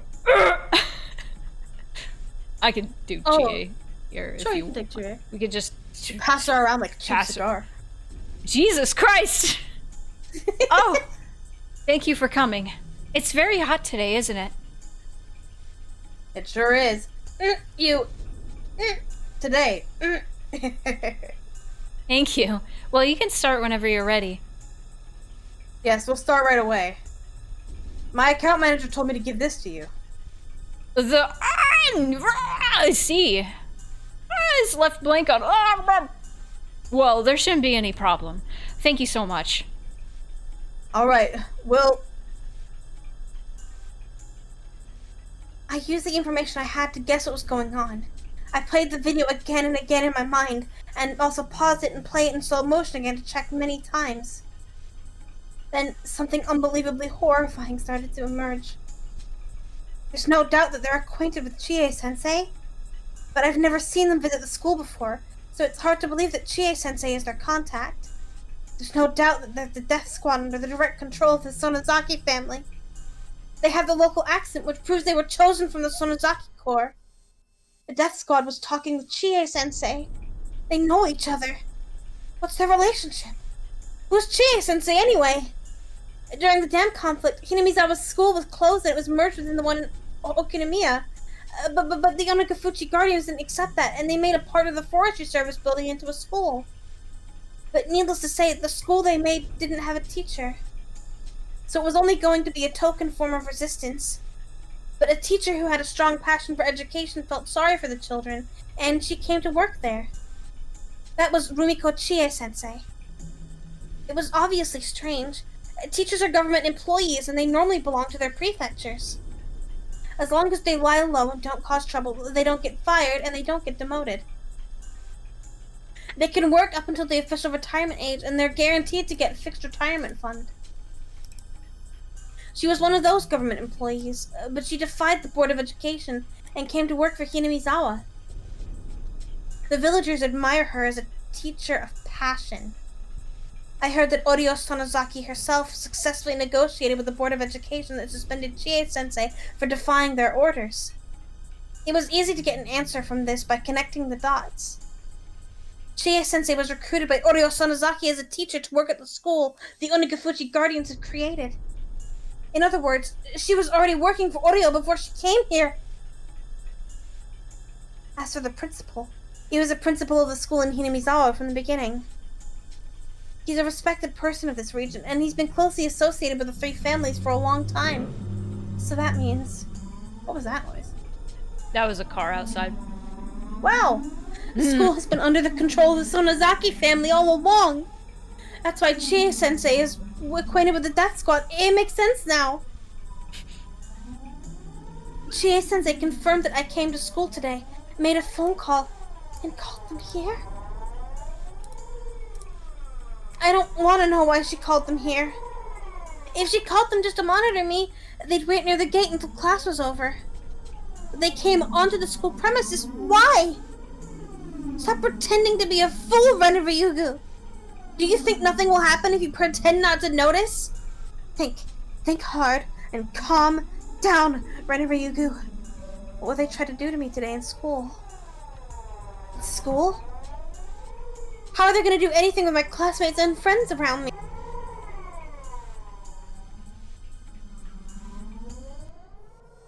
Sorry. It's easy. Chie-sensei, will tell me to come to the teacher's office during the last class of the day. I'm sorry, I reflexively said no. It's okay. What about my club mates? That's easy too. Chie-sensei can easily make them go home early using her authority as a teacher. She can make up any reason she wants. Maybe the classroom is going to have carpentry work done today so they can't stay in school. It sure is. Today. Thank you. Well, you can start whenever you're ready. See? There's no doubt. They clearly said they're ready to do it today. And what else? Yes, we'll start right away. My account manager told me to give this to you. I see. Blank is left blank on blank. I also want to read Angel's comment. Higurashi, when they it's good. There they are, the Higurashis. Well, there shouldn't be any problem. Thank you so much. I see. They gave Chie-sensei an envelope with some documents in it. That blank is an eerie phrase. Was my name supposed to be in the blank? Why is it left blank? What does that mean? I told you, Ryugu. Do you still think that nothing will happen if you pretend not to notice it? Stop that! So, what it must mean is that it's an order from higher up. It says to make sure Ryugu become blank. Oh my god, she's losing it. I took a peek from the shadows, and I saw the principal taking documents out from the envelope. He started reading them. He looked stern. He looked very serious. I wished I could take a peek under the documents, but I was too far away. I kept looking at him just to see if he'd react at all, and then the envelope caught my eye. I love watching these streams even though I have no idea what this is about or what's going on. Why are you doing that then? You can go look at the VODs. There's plenty of them. Those are good too. There's like 30. Go watch the VODs. Go watch all 30 of them. Watch all 30 of them. I'm glad you enjoy them though, despite not knowing what's happening. The envelope said Okinogi Gardeners, and it had some numbers that looked like a phone number. Fortunately, I have good eyesight. I memorized the number. I hope this inspires you to either play the game yourself or go watch the VODs, because holy fuck, some truth bombs, or maybe not truth bombs, some exciting developments are happening this chapter, and I'm kind of losing my mind. It's great. If they're a death squad, the gardening company must be a camouflage occupation. It probably doesn't even exist. I wanted to find out. I looked for a phone. There's only one phone, and it's in the teacher's office. Fortunately, the teachers were chatting in the hallway, looking at the gardeners. It was now or never. I made sure nobody was watching me to go into the teacher's office. I rushed in and grabbed the phone on the principal's desk. Brenna, be normal. I went over the phone number in my head and dialed it up. I'm glad they have a touch-tone telephone. Shout out to Lemon Demon. It would have been difficult if it was a rotary dial. If somebody answered, I'd only have to ask, is this the Okinogi Gardeners? I'd wait for the answer before hanging up. It should be easy. It connected. The number you dialed is... I felt a cold chill run through my body from the bottom of my feet. Wait, don't make a quick judgment. I might have remembered the number wrong. No, I know I remembered it right. It was an easy number to remember. It's impossible to remember it wrong. Then, did I dial it wrong? I put the phone down and started over. This time I dialed the number more slowly. The teachers might be coming back any time. In that situation, it was risky to do anything slowly. But I needed to make absolutely sure. The number you dialed is... It's the same. There's no doubt. The company Okinogi Gardeners doesn't exist. It's just a camouflage occupation for the Sonozaki family's death squad. Please make sure the number you dialed is correct. The number you dialed is... I was too stunned to put down the receiver. The announcement kept running over and over again. The voice was cold and creepy. I hung up the phone and rushed out of the teacher's office. I ran to the bathroom and held my head in an attempt to cool down. Calm down, Rena. Calm down, Rena Ryugu. Stay cool, Rena Ryugu. I wasn't safe here anymore. If I stayed here, I might be erased, even in the open. It erased me? Why? They aren't certain that I have the scrapbooks. I told Keiichi-kun where I hid the scrapbooks. Yesterday, I told him I hid them in my hideout in the garbage dump. Is Keiichi-kun in cahoots with the Sonozaki family? I felt as if my head was a pot that was cooking some dubious stew. There was only soup in my brain. This is a great quote out of context. I cut up clues, information, and facts like I just cut vegetables and throw them in the pot. Some of them are floating on the surface and others are at the bottom of the pot. They were being cooked in a boiling soup. No, it can't be. Keiichi-kun is on my side. He's the only one on my side. He's held out his hand to me at the trash piles. There was no lie in that hand. When he grabbed my wrist, I felt nothing but his strong and pure heart. He promised me to be on my side. I shouldn't doubt Keiichi-kun. He's the only one I should trust. He's the only one who's on my side right now. I'm sorry. I'm sorry, Keiichi-kun. I was about to doubt you. I'm really sorry. I'm so sorry. There it is again. I said it out loud on purpose, full of regret that I doubted Keiichi-kun, the only one who's on my side. Now that I think about it, whether I have the scrapbooks or not might not matter to them. Erase anyone who's suspicious. That's the safest way. Does that mean they're in a hurry? The day of Oyoshida-sama's revival might be just around the corner. And that's why they're trying to get rid of any small fish bones that are stuck in the throat, by any means, before it's too late.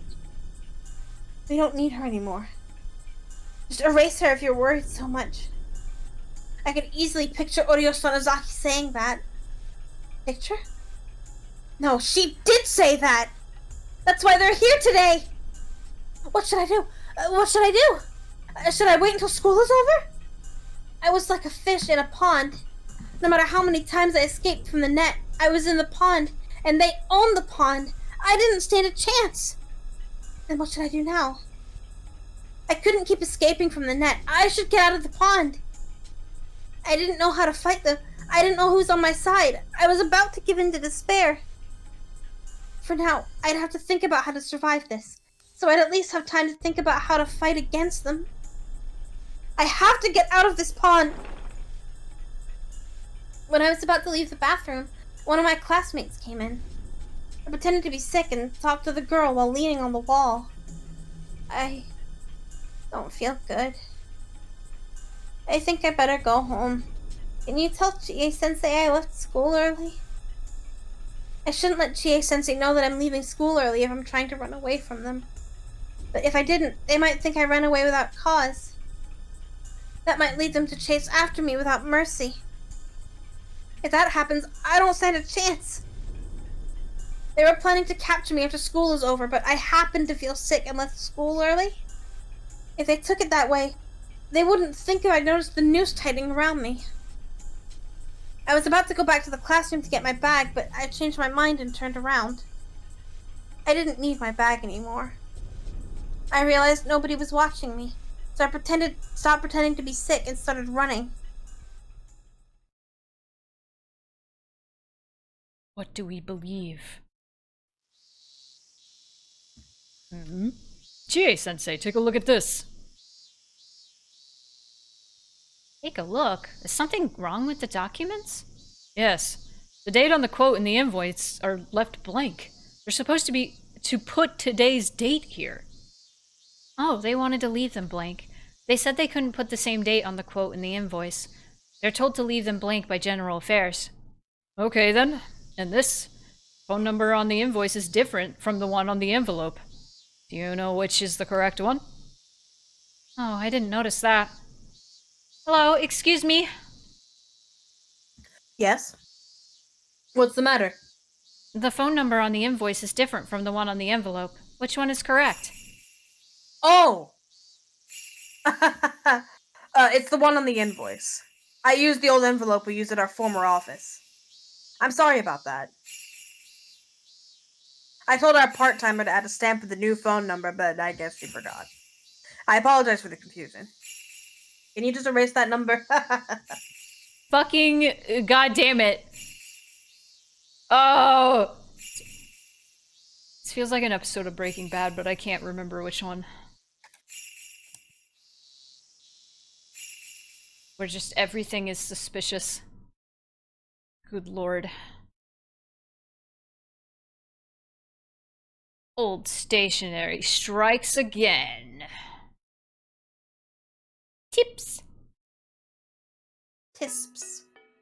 You were just reading a bunch of Rena, so I could always, read this one. Please. Mm-hmm. The danger of a culture-bound syndrome lies in the fact... Sorry. Why? That is a creature-bound syndrome. What? A creature-bound syndrome is what I read that as. Oh. The danger of a creature-bound syndrome lies in the fact that it can easily trigger delusional misidentification syndrome. Culture-bound. That is to say, in the current case, every time the patient sees something trivial, she tries to interpret it as a curse. And it's believed that as a result of the accumulation of these events in an understandable form, a delusional system is created, ultimately leading to paranoia.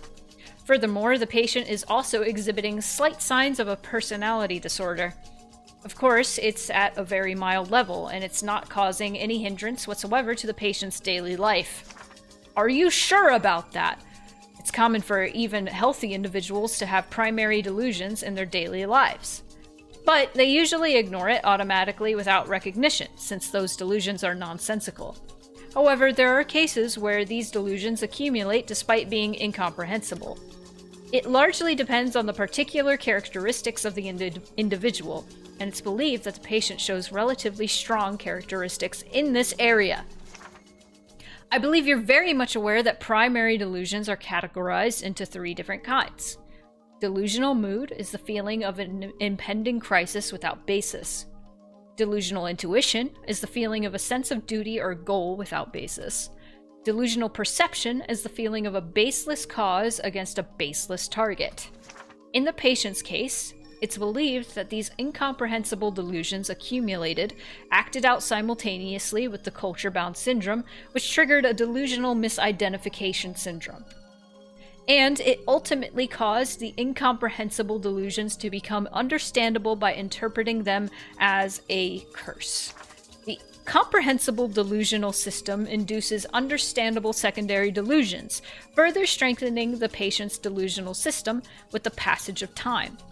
The delusional parasitosis mentioned earlier can be considered a secondary delusion. A common factor of all cases of paranoia is that even after an outbreak, they still appear perfectly normal with no change in their personalities.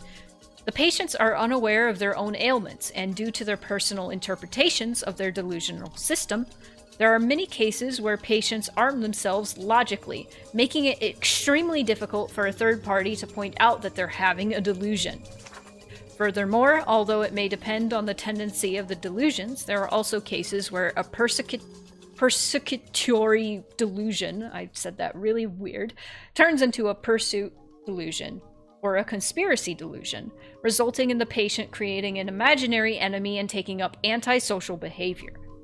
For example, there are cases where believers of a religious cult were deeply influenced by the cult founder's paranoid visions, which shifted the group into a conspiracy delusion, and that made them conduct antisocial behavior in the name of self-defense.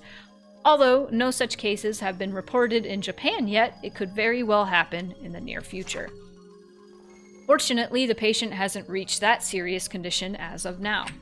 With proper treatment, she should be able to make a full recovery.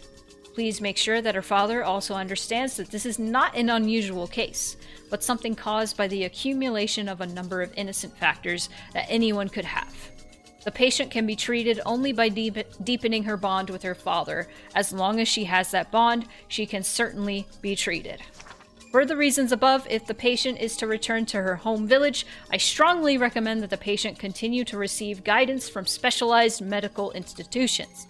Please excuse me for writing such a long letter. Thank you for reading this until the very end. I wonder if that's a good place to stop today. What do you think? I was thinking that too. I am so tired. I understand. I'm also hungry. Chat, if you've been paying attention, obviously, who do you believe? Do you believe the conspiracy theory that Takano made notes on about the parasites in Hinamizawa residence? Or do you think that's just untrue and that we should trust Mion? What do you think? I think there's a little bit of truth in both sides. I want to believe the parasite thing because it's so fucking cool. I want to believe that. And I don't want to write that off as just delusion. But I do think Rena is taking the paranoia too far. Because you know. I know you know. And I know, Yoma, I think, in chat. Yoma does know, yes. Yoma does know.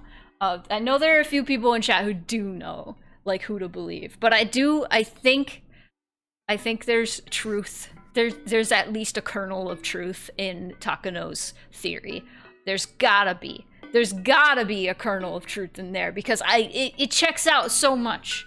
And yes, there are holes in it. But yet, it checks out so much, and I think Mion is just making Rena sound crazy, and I think Rena is a little crazy. And that just makes it seem like she's just fully crazy. But no!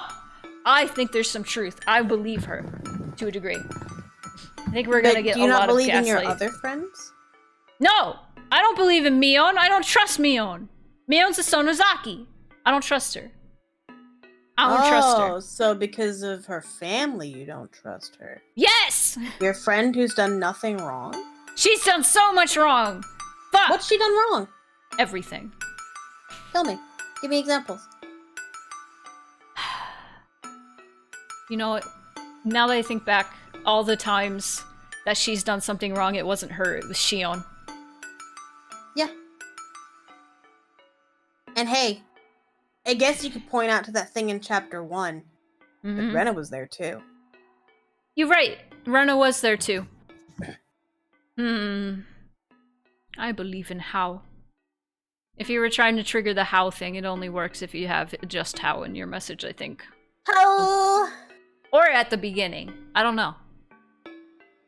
Hang on, let me test something. How? It also might be because our notifications off and stuff. Oh, that's right. They are. So it won't trigger. Hang on, let me turn them back on then.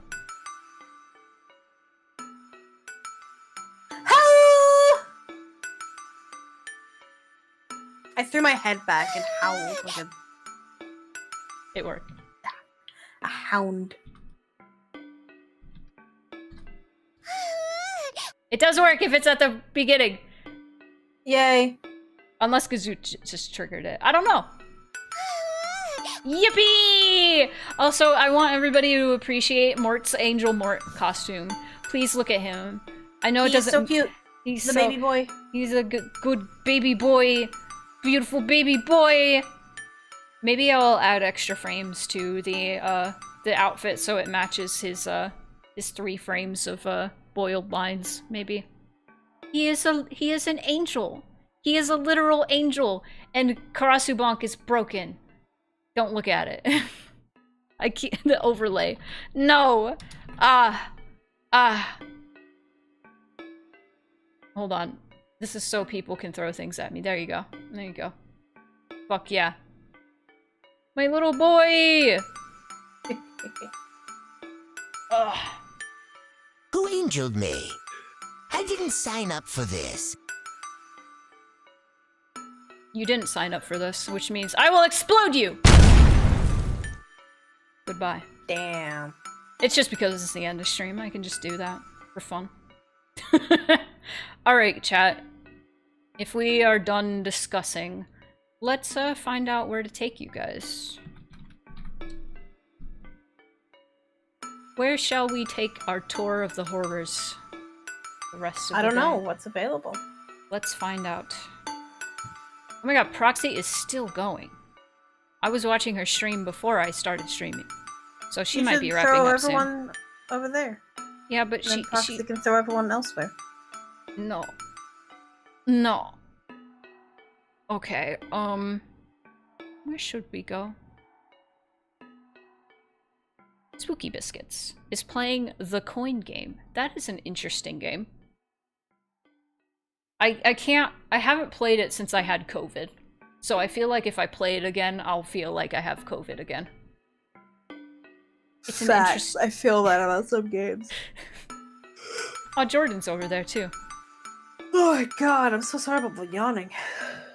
It's fine. I'm just trying to see how long Spooky's been going.